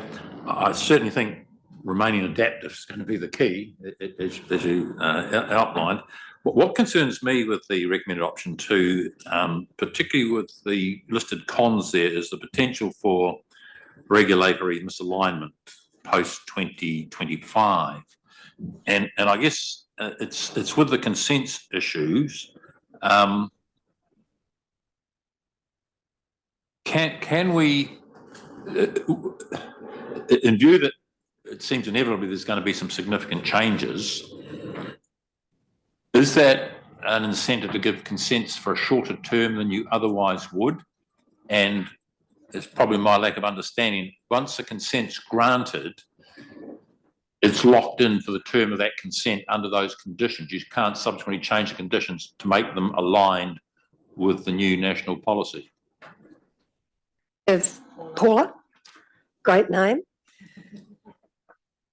Paula from our consents team, is that correct? Yes, I am. I'm from a principal advisor in the consents team. Oh, beg your pardon. Okay, so there you are. Councillor Shirley's question. I missed the beginning of the question, I'm sorry. So if you could repeat that for me. Right, it's just my concern with the comments in the pros cons table was the potential for regulatory misalignment should significant change occur, which I think it's signalled that it probably will. We don't know the extent or content of it yet, but it's probably my lack of knowledge on the consenting process. My question really is, can we give shorter terms to those consents because of the uncertainty of what may change? And is there a pathway where you can grant a consent with conditions, but subsequently review those conditions to make them aligned with a changed either national policy statement and eventually the RMA itself changes? I don't think you can necessarily reduce a term of a consent because you might have a policy framework, a new policy framework coming in. And we do have some direction around water takes in the RPS already. As far as the reviewing goes, we can include review conditions which enable us to review consents when new policy comes in, but that is subject to a process, so it's probably not a preferred option, but it is an option to review those, and we do currently include those conditions on at the moment. But it could be that some of them would be favourable changes to make the realignment, and both parties would be happy to do that. There are no further questions of the Chief Executive. Namuta, do you want to add? I think Fiona's summarised it really well. This is a key decision for you today, and it is on time frame. Certainly, we are, as staff, keen to work through with you reshaping the scope, but this decision relates to the time frame. So September 2025 is the staff recommendation for those reasons outlined both by Nikki as well as Fiona. So councillors, I'm seeking your guidance. Do you want staff to continue with the presentation? Or do you believe that you have sufficient information in front of you to be able to have a debate and discussion? So, Mr. Chairman. The latter. So on that basis, Chair, I've got some questions. You happy for me to ask them? Absolutely. I just signal that Councillor Scott also wants to have some questions after you. So thank you, Chair. Nikki, and in the comment regarding the coalition agreement, it raises the issue easier to consent new infrastructure for including renewable energy. Could I ask someone in your staff to go and review the submissions that were made regarding Taupo District Council and that big energy company in Wellington, Todd Energy, in terms of some of the submissions that were made there regarding the contamination that is likely to fall out of these big infrastructure in terms of solar farms. So it's just an interesting read, which I've never heard anybody make any commentary about in terms of the residual effect of having these big farms and what they will leave in terms of soil contamination. The second one is, can you help us in terms of the comment about how to exempt councils from obligations under National Policy Statement for Freshwater 2020. I mean, what does that actually mean? I know you didn't draft that, but what does that mean in terms of having a differential between what councils have to do and what others may have to do? And the other one is on the top of page 25. There's commentary there about freshwater farm plans as opposed to farm plans. Is it your view that a freshwater farm plan, which was to be put in place by December 25, is that likely to continue given our renewed emphasis on comprehensive farm plans within the catchment? I know you can't definitively answer that, but where do you think that's heading? Because my gut feel would be we're not going to get away with having two. Through the chair, I can't answer those definitively, but my understanding when I read that bullet point about exempting councils, I assumed it to be in the context of some recent plan changes that had notified target attribute states and did state some requirements that would put quite a huge burden on district councils with their stormwater and wastewater infrastructure and treatment and so forth. And it appeared to be looking to make some sort of exemption for them. I haven't heard anything further about that. I won't go into the details of our provisions, but I think we have a reasonable framework that recognises existing issues with existing infrastructure and progressive improvement across time, and recognises those costs. So I don't know that exemptions at the national level, ruling district councils out of requirements of a national policy would be the most beneficial approach. The other one, freshwater farm plans, my understanding from the most recent update from Warwick Murray, who's representing the regional sector, keeping a finger on the pulse with farm plans, is that the government's intention is to continue with freshwater farm plans as a key tool, but they are signalling a revisit to the regs, and they have made quite a few statements about streamlining and making things more efficient. And again, I haven't seen any detail to understand how or what the concerns are or what that approach will be. Yeah, I've got you, Councillor Neves, but Councillor Scott, but before that, the chairman was in favour of us ploughing on and not having the rest of the presentation. Is there a contra view? No, I agree with that. We all agree with that, so Well, we're on track. That was the point I was going to ask about, just for the sake of transparency. If the presentation was available, so the public understands that what we've heard over a series of meetings, that we're not just making this off the top of our heads, I think would be helpful. Otherwise, I'm happy to continue. Absolutely, that's great. So Councillor Neves. Well, thank you. My point is about being adaptive, trying to provide certainty as soon as we can, while still maintaining flexibility to make adjustments if the policy changes come through faster or are greater than we had anticipated. So just, I'm sure I know the answer for this, but just to get it on the record, at any time we can change the deadline, the date for notification, can't we? Like if we get in 6 months' time, we realise that the changes that are being proposed are bigger than Ben Hur, and it's perhaps unwise for us to continue to the September 25 deadline, we can push it out at any meeting. Yes, so in the risks and mitigation section in the report, we've said we'll keep a really close finger on the pulse of how those are developing nationally and try to align the plan to those as much as we can, although they'll still be on the move. There is that choice up until you've adopted the plan and it's gone for notification. Before that time, you've got the choice to extend the time frame again if it becomes apparent that that's necessary. And the other is that if after notification, something comes through nationally, we can assess the implications at the time, and there's options for either doing a variation of the plan that's still proposed or changing the plan if it's gone through its process completely. Plans, they move slowly, but they are iterative. They can be changed. Thank you. Councillors, before we have comments, any other questions? Oh my. Councillor Thurston, you're there in lights. Do you have a question?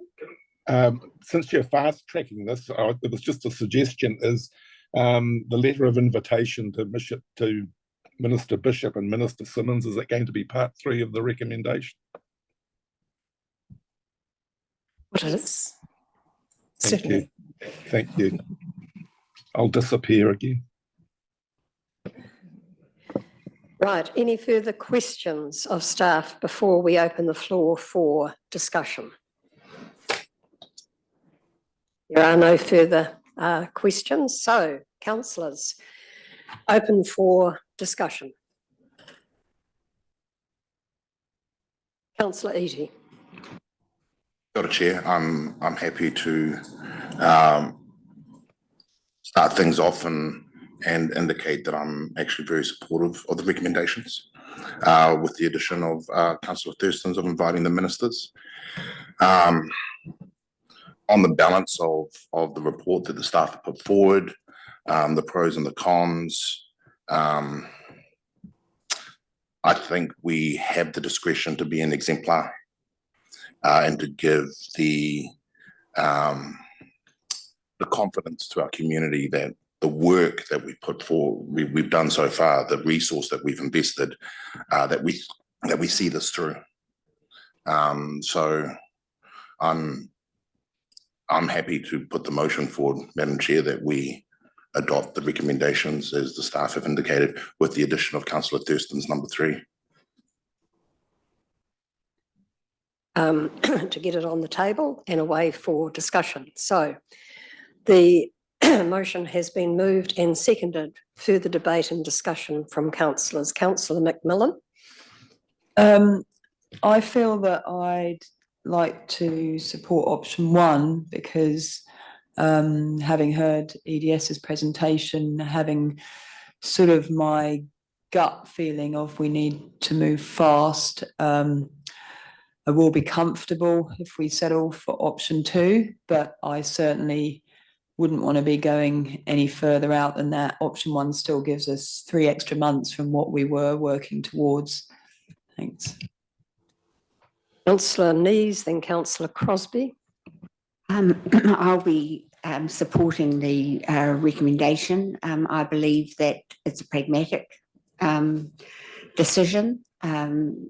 We're playing off as much knowledge as we can get, while still trying to keep the momentum going and utilising the science that we've got and being able to address some of the issues that we know that we have in the weakness of our current plan. So I support the recommendation that we aim for notification by September 25.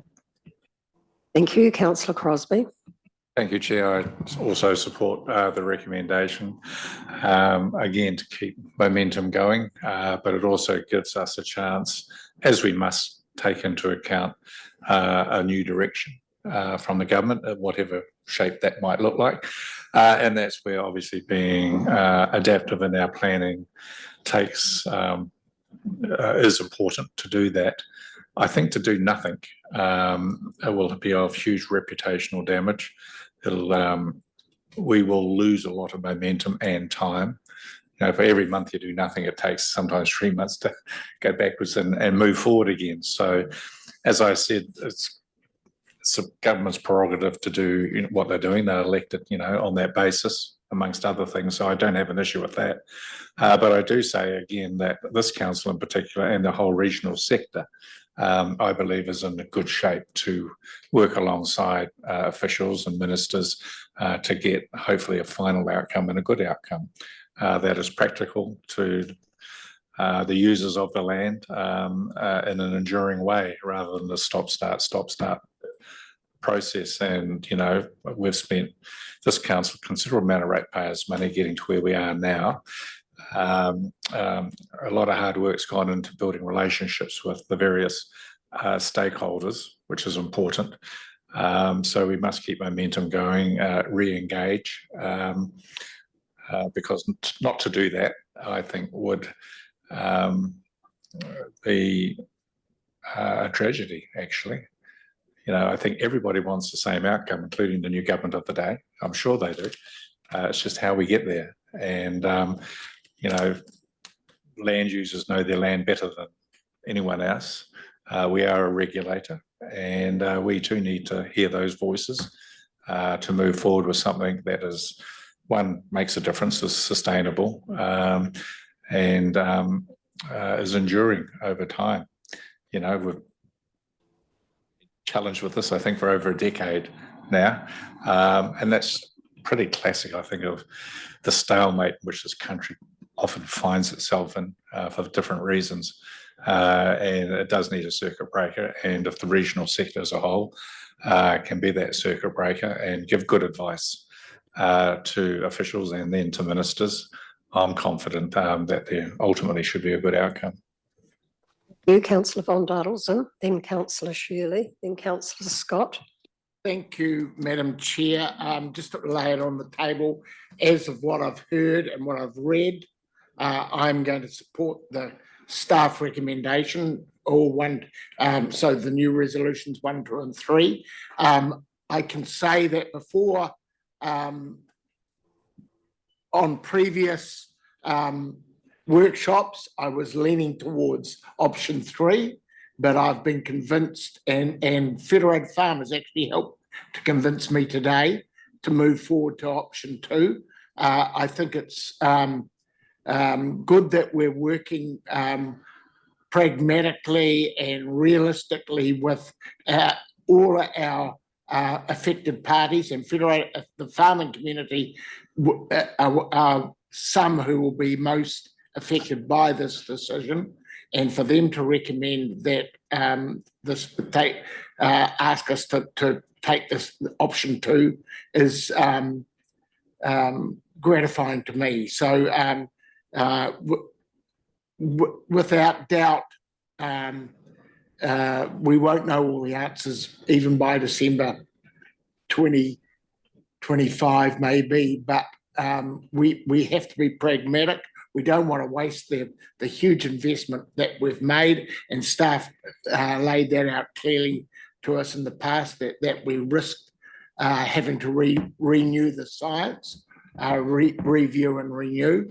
And I think this council can be congratulated for the work on the science, and now to bring in our stakeholders into the mix as well, and so that I've got confidence in that gives me the reassurance to follow the staff's recommendation. So that's going to be where I will sit. Thank you. I've got Councillor Shirley, Scott and McDonald.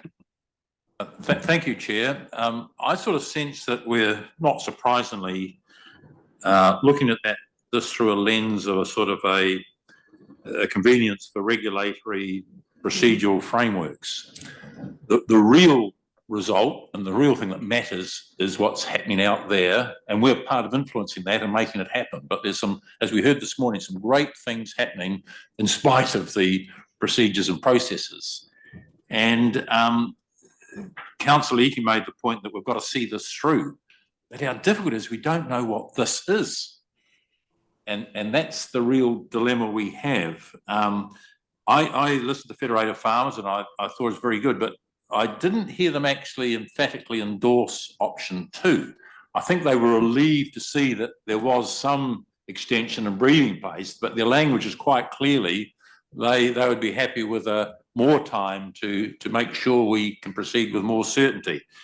I don't think our work's wasted. I think all of it has been part of the process of moving the whole community and an understanding. We heard that abundantly this morning. So I think it's, some fantastic work's occurred, but it just makes me very nervous to sort of be locking in regulatory procedures, policies in an unknown framework.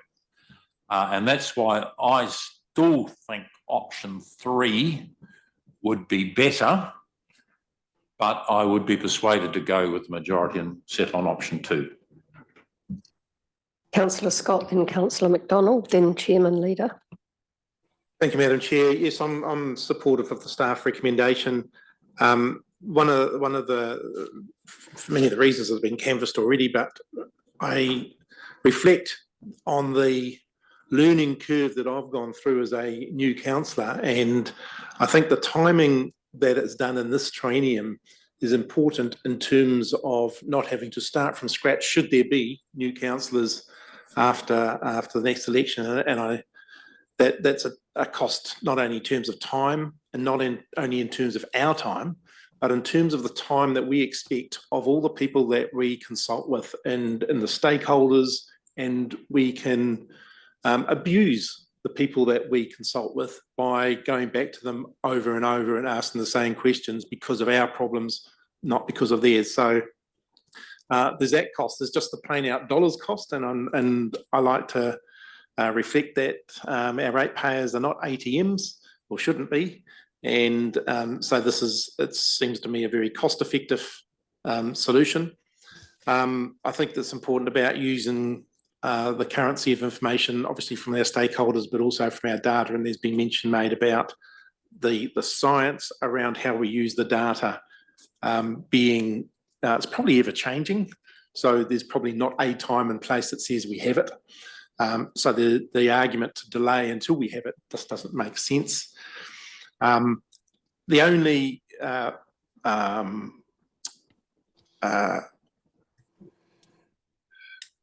so I don't know, what I would hope is that whatever we do, we have built-in flexibility that allows us to adapt to whatever regulation changes happen, and whatever new data comes to us. So and that was, I think, the point behind Councillor Nees's question about what options do we have to make sure that we're as adaptable as possible going forward. So with that, I support the staff's recommendation. You, Councillor McDonald. I guess all the words are correct words are being used. We're talking about adaptability, we're talking about flexibility. I guess what I'd like to say is that I guess the three presentations that we had has helped, I think, in providing us with the decision making that we're about to do now. But I just want to state that I kind of share the view of Councillor McMillan after hearing EDS, and that I would have liked us to have been in a position to support option 1. However, with the discussions we have, we're not in a position, it appears, to take the step of choosing option 1. So I will go with the majority. I think for me, what raised for me in the 3 presentations from Julian's Federated Farmer and EDS, and particularly probably Julian's and Federated Farmers, is that the question begs as to, is it us as a council that's lagging, or is it, and I ask the question because our community advocates, from what I heard this morning, seem to be a step ahead of us. And so the question begs, is what we're doing here enough to be keeping abreast of the work that's been done by our communities? And maybe, just maybe, that we need to have more of these meetings where we're hearing more from those advocates in the community to help us in the decision making that we're having to sort out today. And I think that's something that we should look at more when we look at how we're going to take on adaptability and flexibility. We need to be hearing more from those communities. And I even want to take, what's happening in Māoridom at the moment. Well, not necessarily at the hapu level, but certainly at the national level, there are huge strides being made of where Māori are going to move. But we don't know yet the impact of that decision-making at the local level. But certainly at a national level, it's being driven by, how can I put it? I guess Māori in those positions at a national level who are yet and are travelling through the country as we speak to share what needs to be done within Māoridom, starting from that local level. So we've got iwi leaders now travelling through the country. And I think they're in Rotorua, correct me if I'm wrong, somebody from here. I think they're in Rotorua next week, and I know they're in Tauranga Moana in March. So I think it's these things that we need to get on board with. What are our communities doing, and particularly those advocates like Julian as well, that needs to be taken on board now as we're making these decisions that will impact on our communities. So, and that's, I caught it off. Thank you. Mr. Chairman, and then Councillor White. Thank you, Chair. I support the staff recommendation. The commentary's all been said, but I must say that the devil will be in the detail, and the implementation in future years will be critical. Even in the current environment, I see some really perverse outcomes from very prescriptive rulemaking. It's got to be adaptive in terms of, and the comment's been made about speak to the people who do it every day on the ground, but it's the outcome we should be focusing on. There needs to be permissibility within the context of rules, because the more prescriptive you make them, the harder it is for staff to deviate from them, unless you give them the delegation to do it. Thanks, Chair. Thank you. Councillor White. Kia ora, Madam Chair. Apologies for lateness. I was rather distracted by another collective conversation happening out in the community.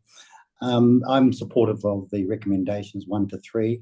I know that number 1 seems to be moving a little bit too early and fast for some, and number 3, the cautions around legislative changes and are we flexible enough to adapt.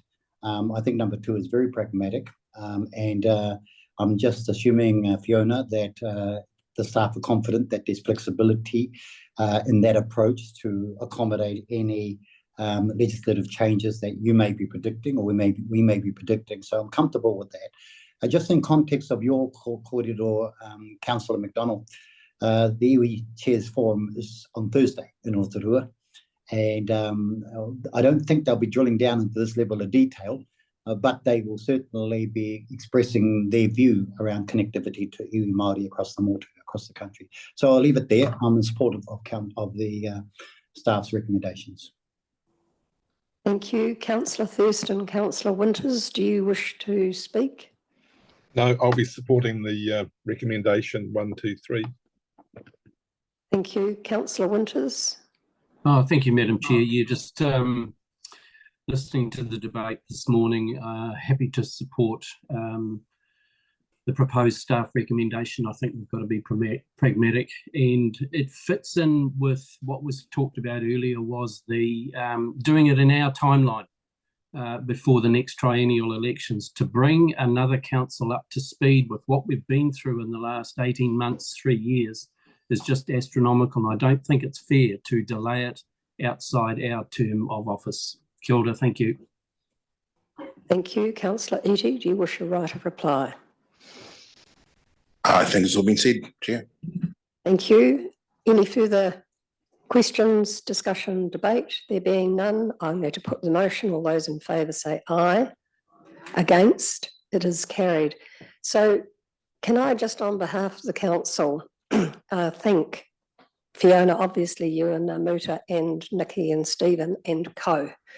I know that this has been a pan-organisational effort over many, many years, and I think every aspect of your council operation has been in some way or other involved in this.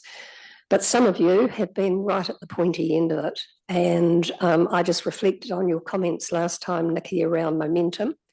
And I think what you have recommended to us today, as has been supported by your council, is in fact a very pragmatic way forward. So I just want to say a huge thank you on behalf of the council. We know that you are doing an enormous amount of work, both in-house and with our communities, and we thank you for that. So without further ado, I'd just say, phew, go and have a nice cup of coffee. Thank you. So we're now moving, Karen, to the regional greenhouse gas emissions from industrial process heat.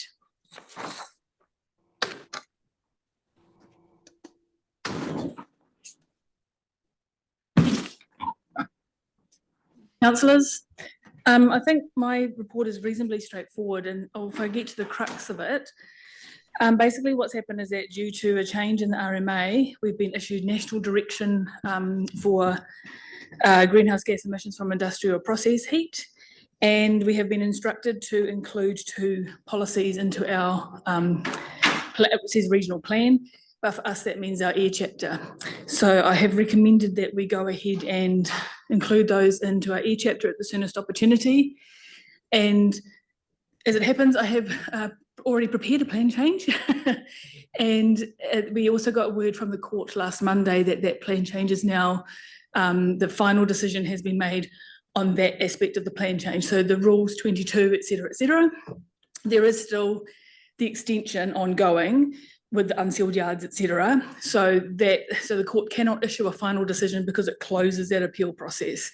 But the main plan, the original plan, and the rules that have been going through court for the last 3 years are now deemed operative. So that's the good news there. And I have already drafted a report that I will bring to council at the earliest opportunity to give you a full briefing on the implications of that. So the earliest opportunity that I've referred to in the report would be when we include those as part of that plan change update to the air chapter. Are there any particular questions? Councillors, any questions? Speak now, forever hold your peace. Quickly, Chair, I'm assuming that would be standard up and down New Zealand. These ones? Yes. The 2 changes. Yes, absolutely. Everyone will need to put in the same changes. Yeah.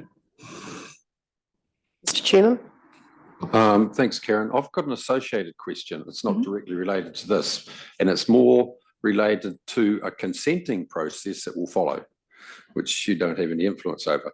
But if you take out coal, which is a high degree of redundancy in terms of adverse events, and you take out cogen plants, which have a high redundancy component, if you lose electricity, this process will ultimately take us to electricity, 100%. If there is a failure in terms of the supply and you've got no redundancy within the processing entity, what are they going to do? I really couldn't answer that. My understanding is that this does not focus on your backup devices. So if you have a backup devices, and I know quite a few places have coal backup devices. And you're still allowed that? You're still allowed those. Okay, that's fine. I was going to say, what a question. Whew. Well done, Karen. Any further questions or comments on this report? I will move the recommendation, seconded by Councillor Nees. I'm going to put that, all those in favour say aye, against, and carried. Thank you very much, Karen. Ugh.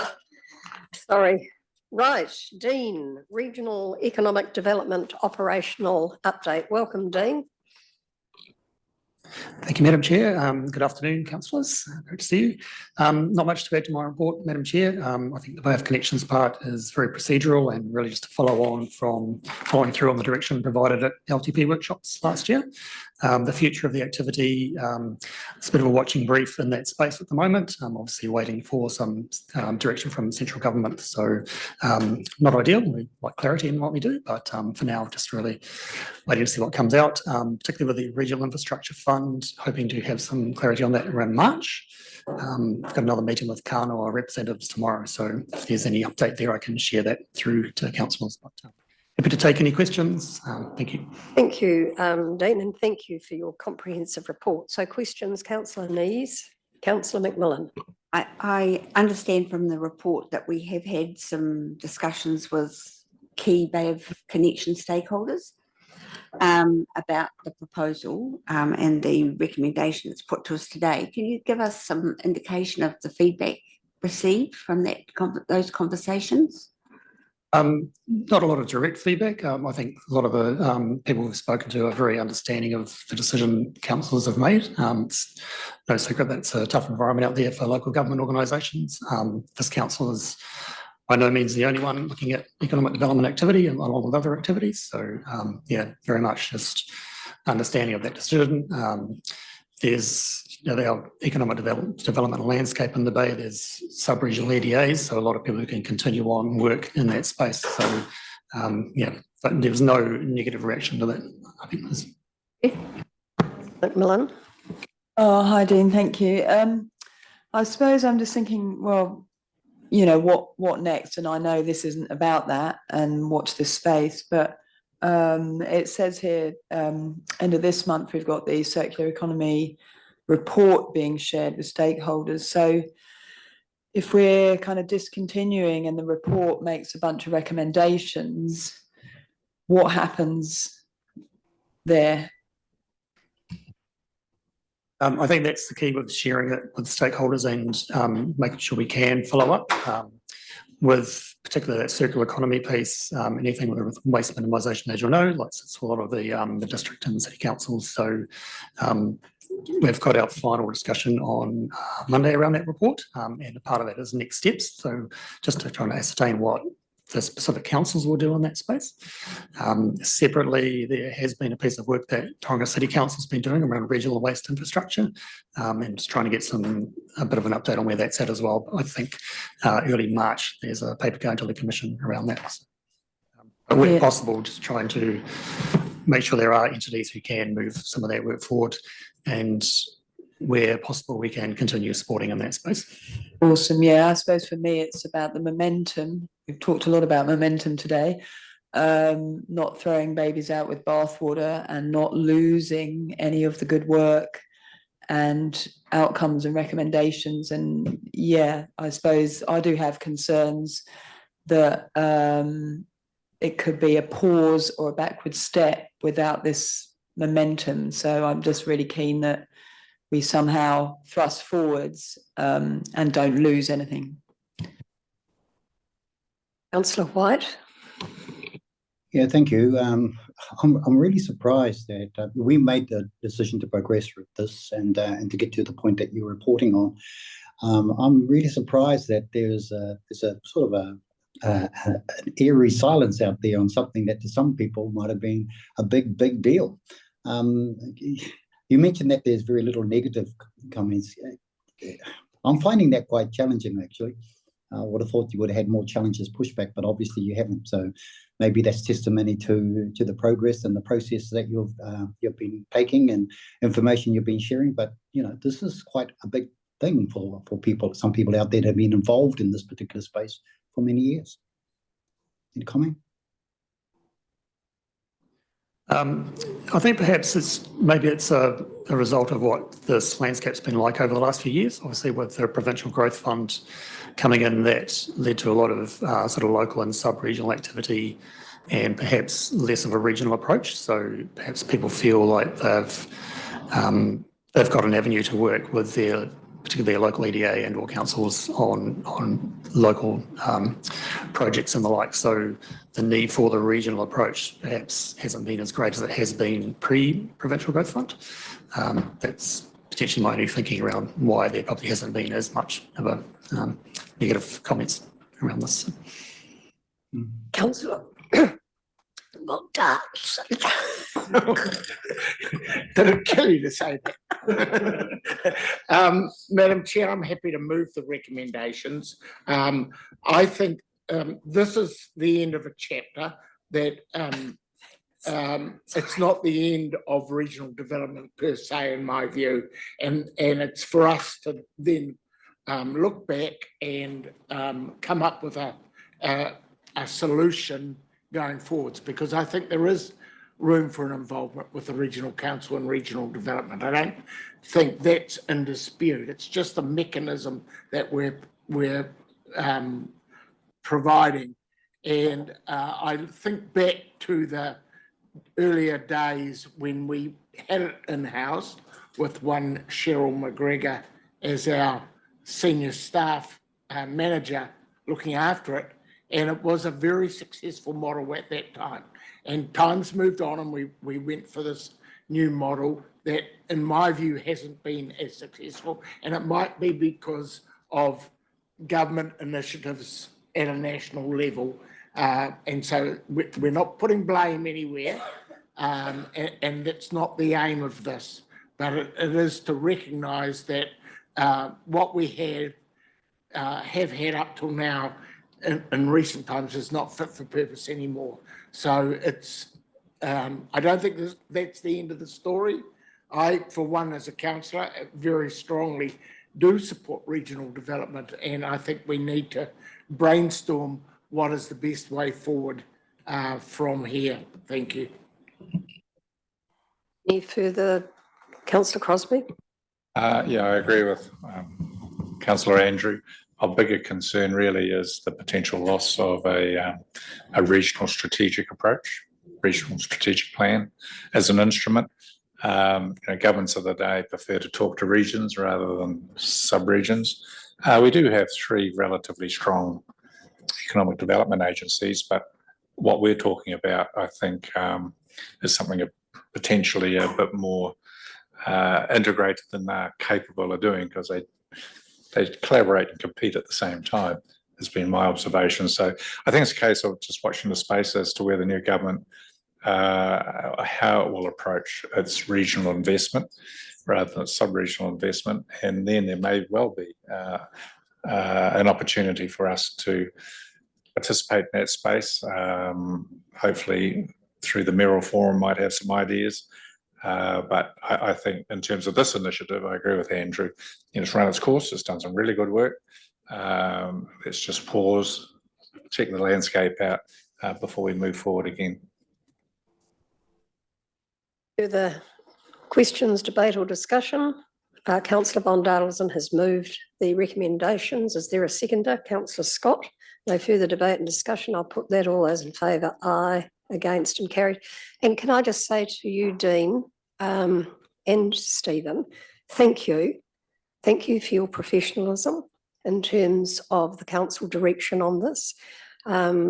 Understanding that this is a change of direction, but we acknowledge and we respect the professional way in which you've handled this and are managing this. And we're all going to look forward to what becomes the new direction. So just a very sincere acknowledgement and thank you.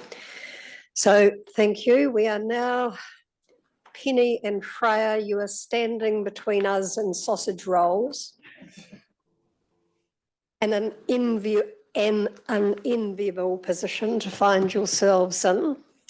But thank you for your report. And I have to say at the outset, can you also explain to us how SMPs, both in Rotorua and Tauranga, fit into this big jigsaw? But anyway, and can I also acknowledge, I think that you've just recently been through the Rotorua SMP hearings and deliberations, ably supported by Rotorua colleagues. So well done. Thank you. I hope it was a positive and fruitful experience. So without further ado, I'll hand over to you and then you may, if you could explain that SMP integration, I'd be grateful. Thank you. Tēnā koutou katoa. Thank you, Madam Chair. The purpose of our report is basically to seek the Council's guidance on the timeframes to progress Plan Change 11 geothermal. We don't have a presentation today, so we're taking our report largely as read. In summary, we've outlined some of the key drivers for the plan change. And I guess a key point to note is that those drivers are quite different to the drivers for the freshwater plan changes, and that's outlined in our report. We've presented 4 broad options to progress.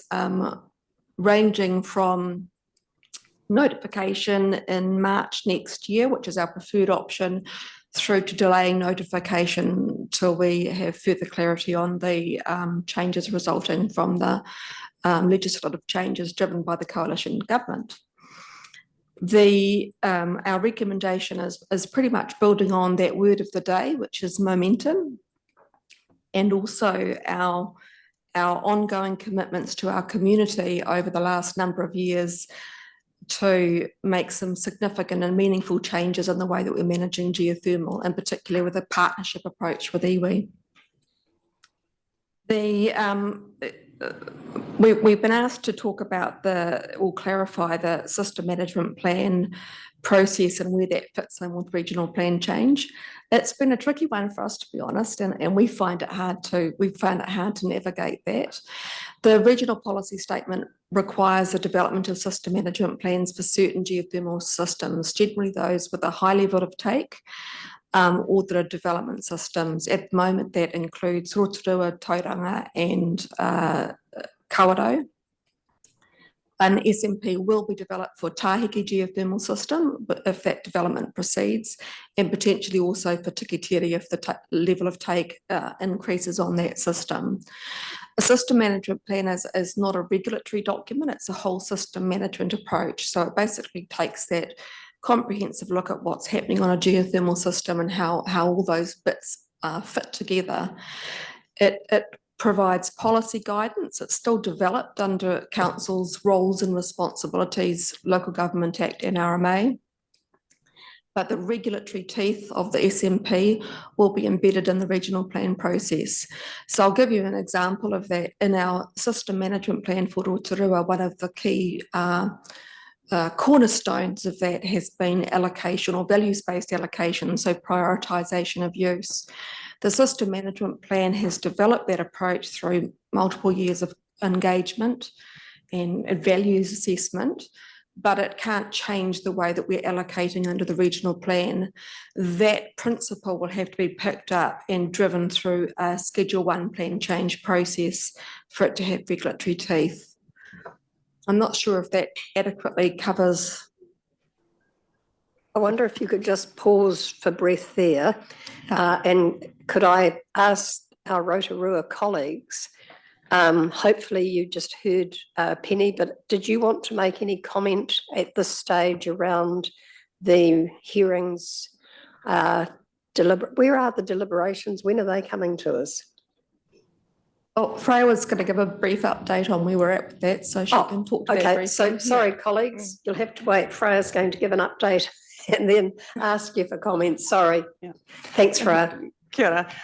Yeah, we just thought that you might appreciate a bit of a state of play in terms of where we're at with the Rotorua System Management Plan. So as you know, we had an extended submissions period that led up to the 8th of December.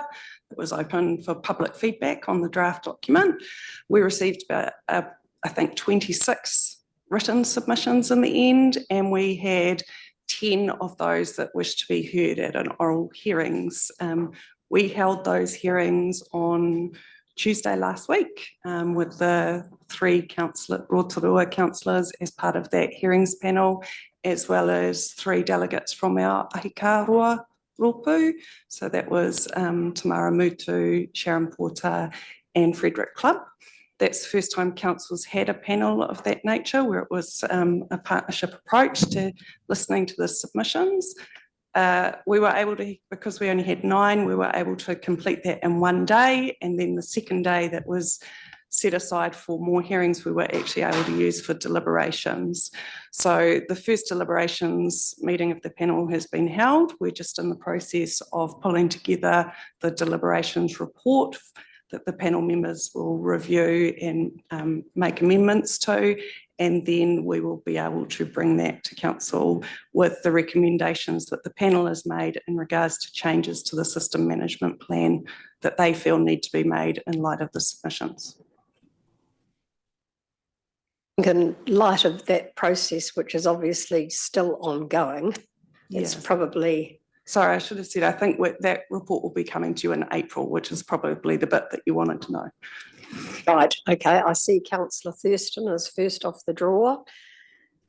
Yeah, I just wanted to commend the staff for the manner in which the hearings were conducted last week. This is of acute interest to tangata whenua, as we all know. And there are big issues still bubbling out there with regards to Māori rights and interests in geothermal resources. But I think, and Te Taro, I'm sure you'll support me here, I think there was a huge degree of goodwill throughout the hearing.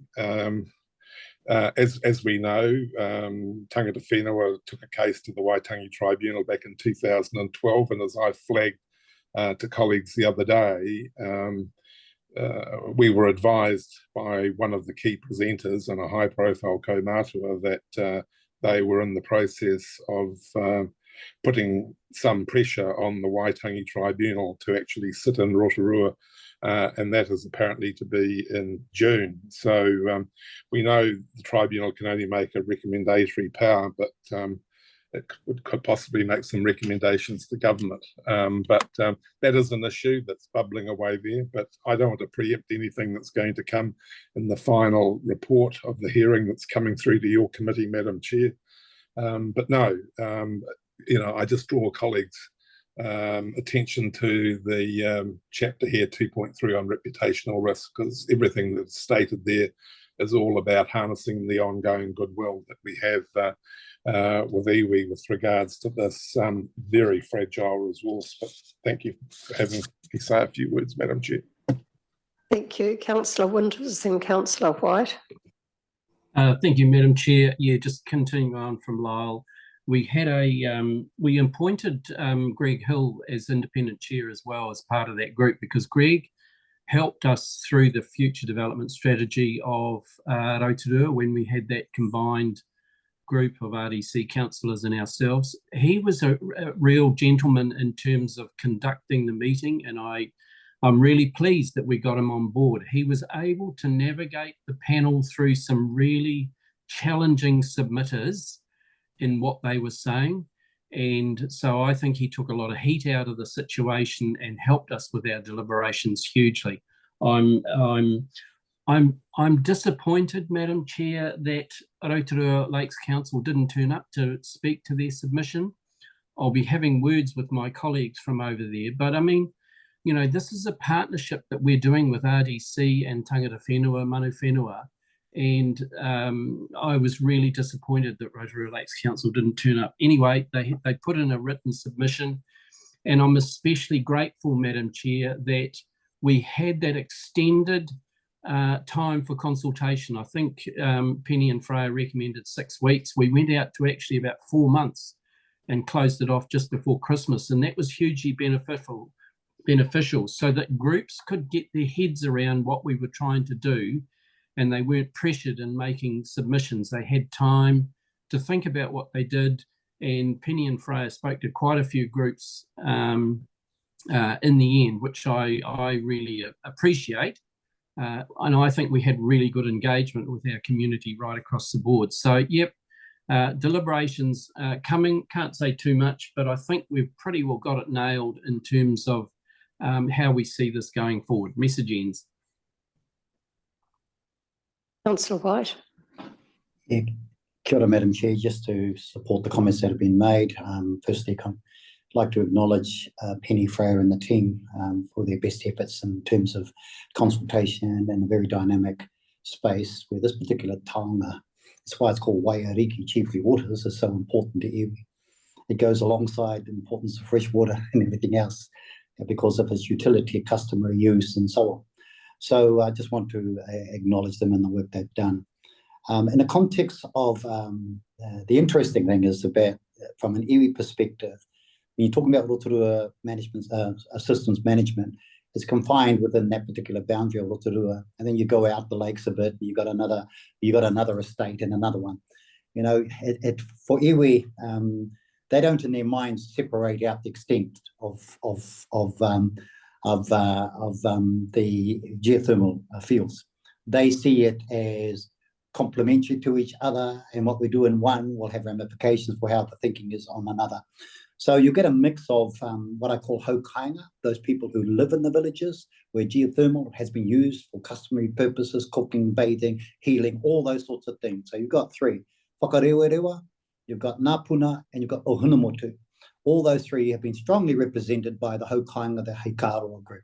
And that's really, really important because they live on it. They use it, still use it, and they've witnessed changes, but they're still hanging in there. And this is a resource that they treasure and prize. Then you get the likes, for example, of Pukero Ruawhata, which is a land trust and corporation that actually has significant ownership of a state around Rotorua. It's probably the largest landlord in Rotorua right now. They developed the Wairiki Spa. Obviously, there's a draw of geothermal in that space, but they have 80% re-injection as well. And then you've got existing hotels that have actually drawn off. And actually the neighbouring wharekai or the neighbouring marae has been using gas because they couldn't get the geothermal. So it's all of those sort of anomalies that are still in there, and also the desire by the likes of Pukero, Ruawhata and others to continue to develop, have the right to develop. Now, these are debate issues that they've raised during the submissions. At the end of the day, we are all about, mediating a responsible resilience around that resource to make sure that it's protected for future generations to come. But that desire to utilise it for the likes of that spa that was there is still up there, and it was presented in that way in format. The hokainga themselves, however, want to make sure that they are still bathing in it, still healing in it, still cooking in it. And so you've got this interesting debate going on. But I just want to say that from my perspective, the process has been really, really good. One of the things that is still up in the air is around the future partnership with iwi moving into this space. And of course, the hokainga, have a view that they must be part of that, and I totally support that. Then you extend it to the mana whenua, which is the land owners surrounding those estates. They want to be involved, and so do the land trusts and the corporation. So you've got that interesting debate in the course of time. But I'm sure, and I express this confidently, that there can be an appropriate structure that can work with our systems in order to impart viable, pragmatic, and resilient solutions on behalf of the hokainga, mana whenua, and the iwi. So that's just my point, but I'm supportive of the recommendations and papers that have been put forward by Penny and Freya. Kia ora. Thank you, colleagues. Right, back to you, Penny and Freya. Anything further to add? I'll just briefly add, I think Councillor Nees might have requested a bit of an update on the Tauranga System Management Plan and possibly also Kawerau. So the Kawerau System Management Plan was approved about 5 years ago. That's currently being updated. I'm the bottleneck on that, unfortunately. So we're going to be, once we get the Rotorua System Management Plan out of the way and approved, we'll be able to focus very much on progressing the review of that. And we've already received input from the key stakeholders on that process. For Tauranga, that has been always a very tricky one because it's been so integrated or needs to be integrated with the freshwater process. And of course, there's been a bit of uncertainty around timeframes for that. Because of the speed at which the freshwater process was moving, we had originally thought that SMP should largely remain an operational document because we weren't able to embed it completely into the plan change process with those timeframes. Now the situation's obviously changed a little bit, and we would think that the timeframes that the committee agreed to today are actually going to be really beneficial from the perspective of the Tauranga System Management Plan. It gives us an opportunity to further develop it and to engage on it, and then also to make sure that we've got that integration with the freshwater plan change, but also plan change 11 geothermal. The maybe just to make it really clear our intent with engagement on that process, we see that as quite different to the Rotorua situation. It's a different community, it's a different resource, there are different risks and different issues. So we don't see the same 5-year comprehensive process with a hokainga working group set up to support that process. It will be more of an operational document as well. So it'll be more targeted engagement. So Madam Chair, that's my concern. I have absolutely no problem with progressing with the Rotorua part of the plan change to maintain relationships, to maintain momentum. But I still can remember all of the submissions and a lot of the caucusing that was required for developing the geothermal framework in the RPS. And it was brought home to me how different the various systems are.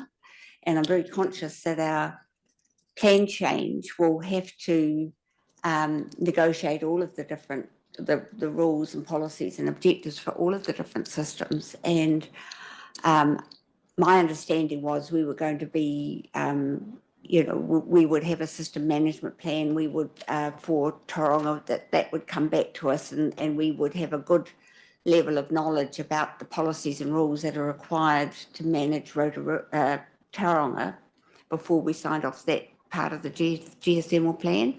I don't have any visibility as to how much knowledge we've actually got and on that and other systems across the Motu, and whether or not we are in a position to be able to write good policy and rules to manage those parts of the region, the geothermal resources in those parts of the region. And I have to ask myself, will we be in a position to have all of that ready to notify a plan by March next year? So I'm really worried about that part of the recommendation because it's like a black box to me. So I'm quite torn between 1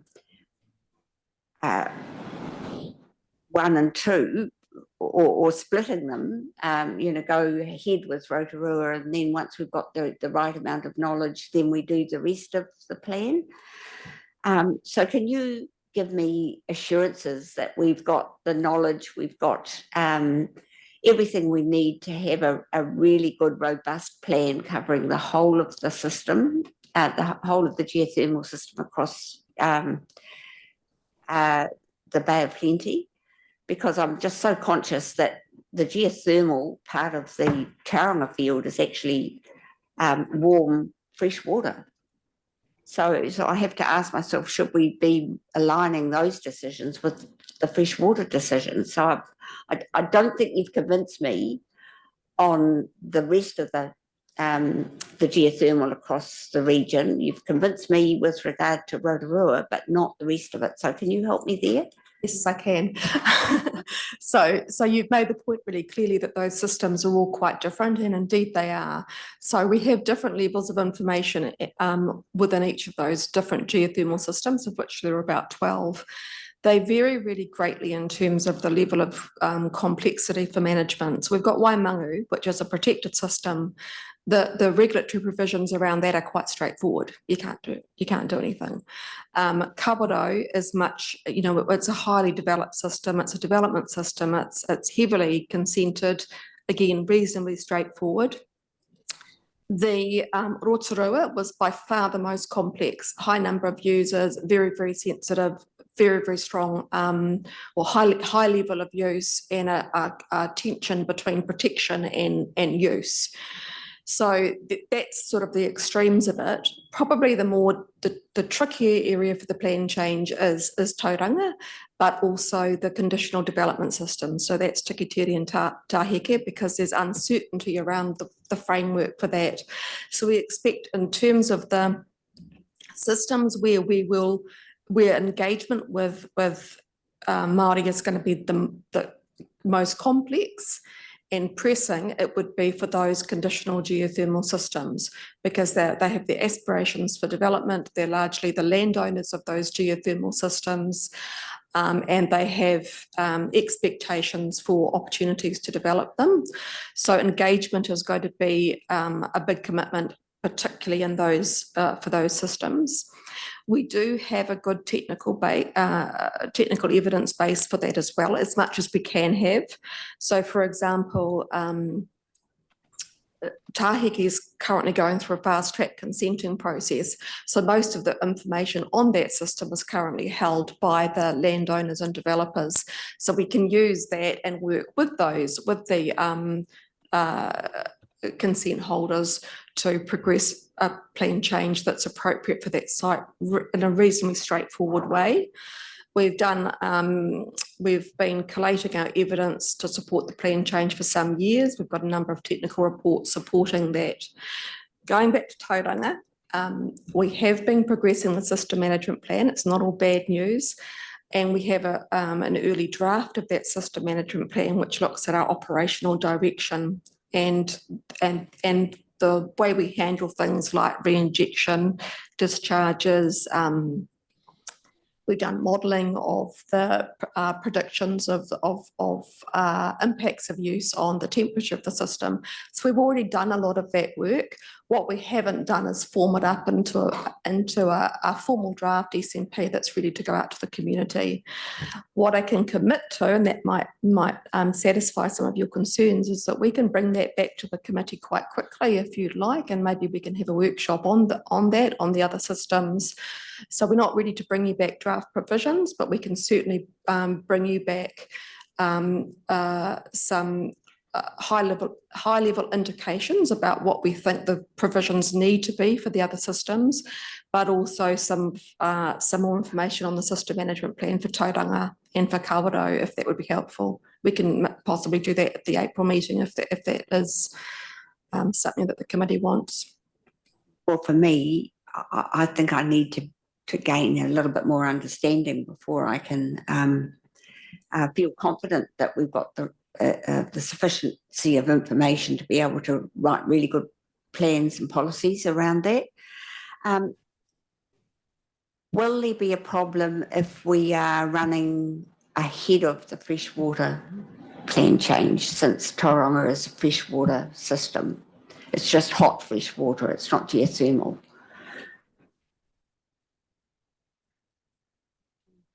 Freshwater. Yes, so I don't think there is a problem if Plan Change 11 is running ahead of the freshwater plan changes, because there are different statutory drivers, and as I say, quite different issues that we're addressing. The system management plan is going to be the important tool to ensure that the geothermal issues and appropriate management approach is being fed into that freshwater plan change process. So in fact, it's not only, it's actually advantageous for the system management plan to be developed ahead of that freshwater plan change being notified. And so, as I said at the start of the presentation, I think in some ways the delay in the freshwater process is actually quite useful from our perspective in terms of it being able to catch up with the system management plan development. And it's been something that's evolved a bit for us, but what we see is that there will still be true geothermal provisions for Tauranga within Plan Change 11. And that will relate to things like efficiency and drilling of geothermal wells, those kinds of things, true geothermal provisions. The key area of integration and overlap between the geothermal provisions and fresh water that relate to Tauranga and the other small low temperature systems are more in relation to what the impact of that is on allocation. But all of our work we've done so far is pointing to the fact that the freshwater allocation framework is going to be the key driver of everything. We're not concerned. Our modelling is showing us that the current allocation and projected allocation for freshwater won't undermine the heat resource in Tauranga, so we can have quite a specific policy framework around that. Finally, can you say hand on heart that the timeframe of March 2025 is achievable and that you'll be able to do all of the required consultation, pre-consultation, particularly with the iwi and Tauranga? I would never put my hand on my heart to promise you a planning deadline, and I doubt you've ever asked anyone else to ever do that. But I would say that from an evidence-based point of view, and if we were looking purely at the progress we've made in drafting, early drafts, evidence base, and I think that would put us in quite a good place to meet that deadline. What would be probably the biggest uncertainty would be around the iwi engagement relating to the conditional development systems, in particular Tikitere, Rotoiti, Rotokawa and Tahike. I think that will be key, because some of the submitters to the Rotorua System Management Plan indicated that they anticipated a process similar to the Ahika process that was run for Rotorua. So there's an expectation there. Whether we need to, so I guess that would be the biggest uncertainty. And because we've had some initial engagement with those Ahu Whenua Trusts and with the iwi, but we haven't had engagement to the point that we're really clear about how they expect to be engaged, what process they want to follow. So that's very difficult to put my hand on my heart and promise to you. Thank you. So just picking up that discussion, do we have two options in front of us today? One is, and I recognise you, Councillor White, but I just need to clarify this. We either accept one of your recommendations, options 1 through 4, you're recommending option 2, isn't it? One, yeah. Or we defer a decision until our April meeting, where you will provide further information around all of the matters that have been discussed today. I just need to understand your preference. Well, my preference is still option 1, because I'm satisfied that we can progress. Essentially the I guess the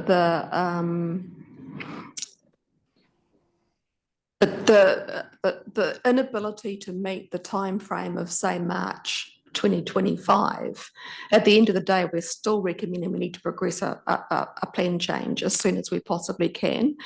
If our iwi engagement takes longer than we anticipated, we don't think that's necessarily a bad thing, and we think we just have to accommodate that and be flexible and adaptable to do that.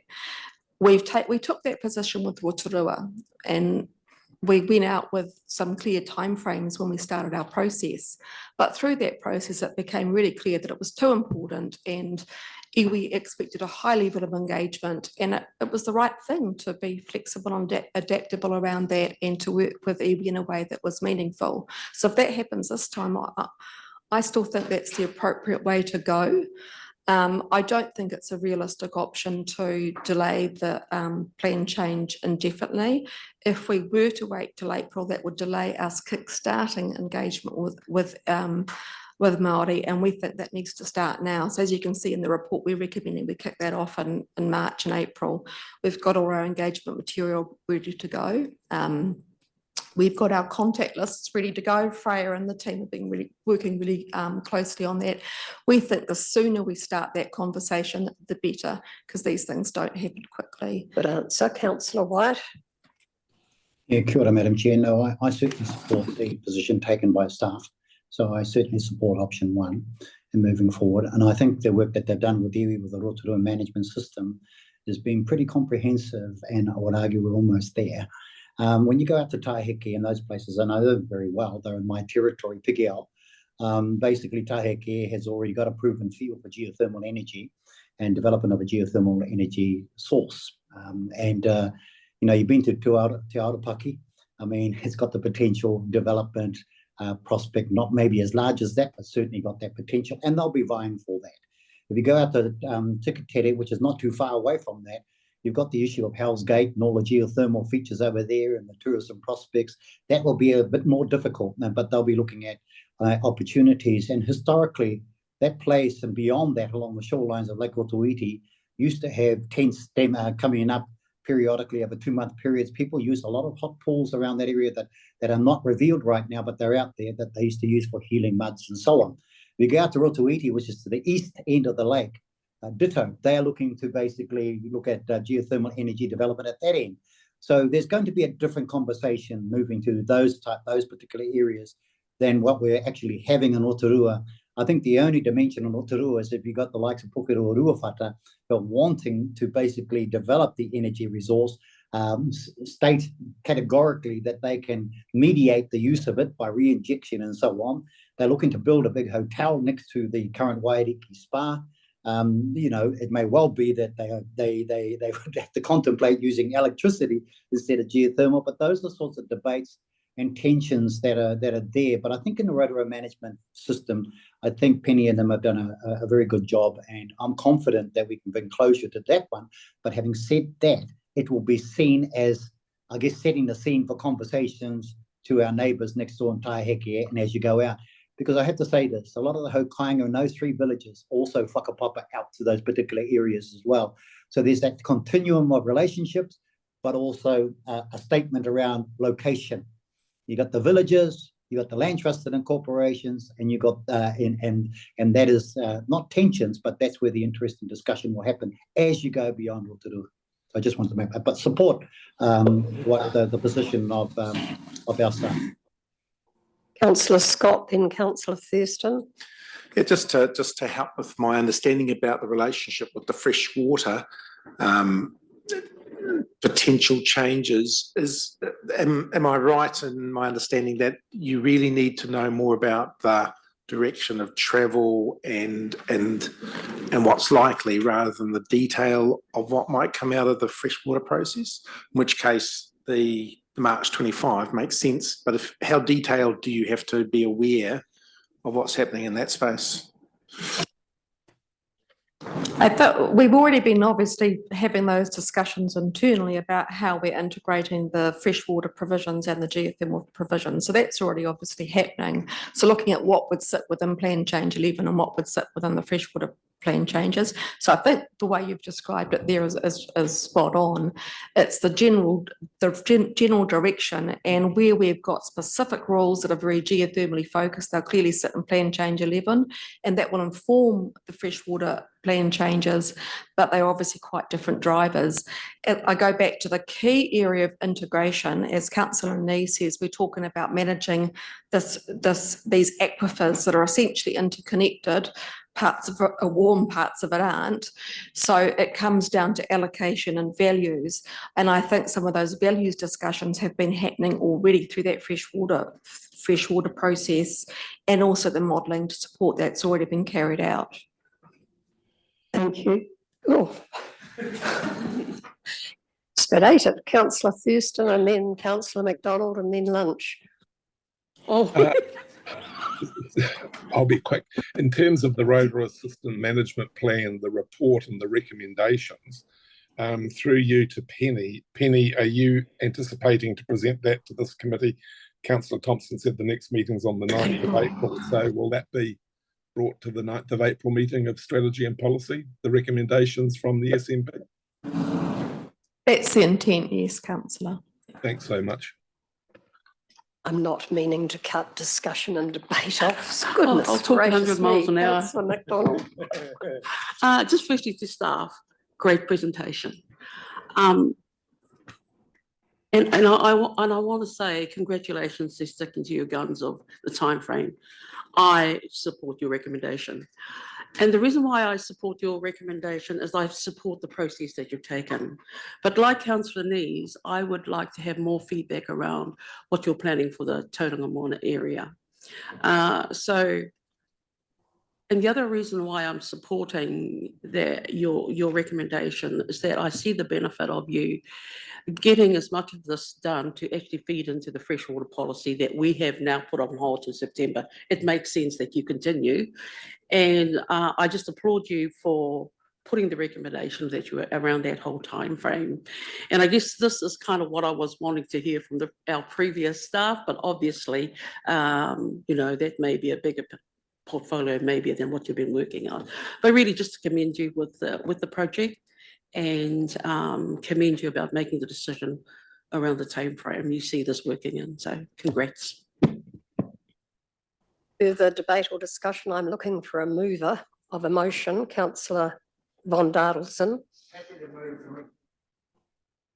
And seconded by councillor Crosbie. So we have a motion on the floor. Is there any further debate or discussion? There being none, I'm going to put it. All those in favour say aye, against it's carried. Well done, Penny and Freya, yet again. Well done.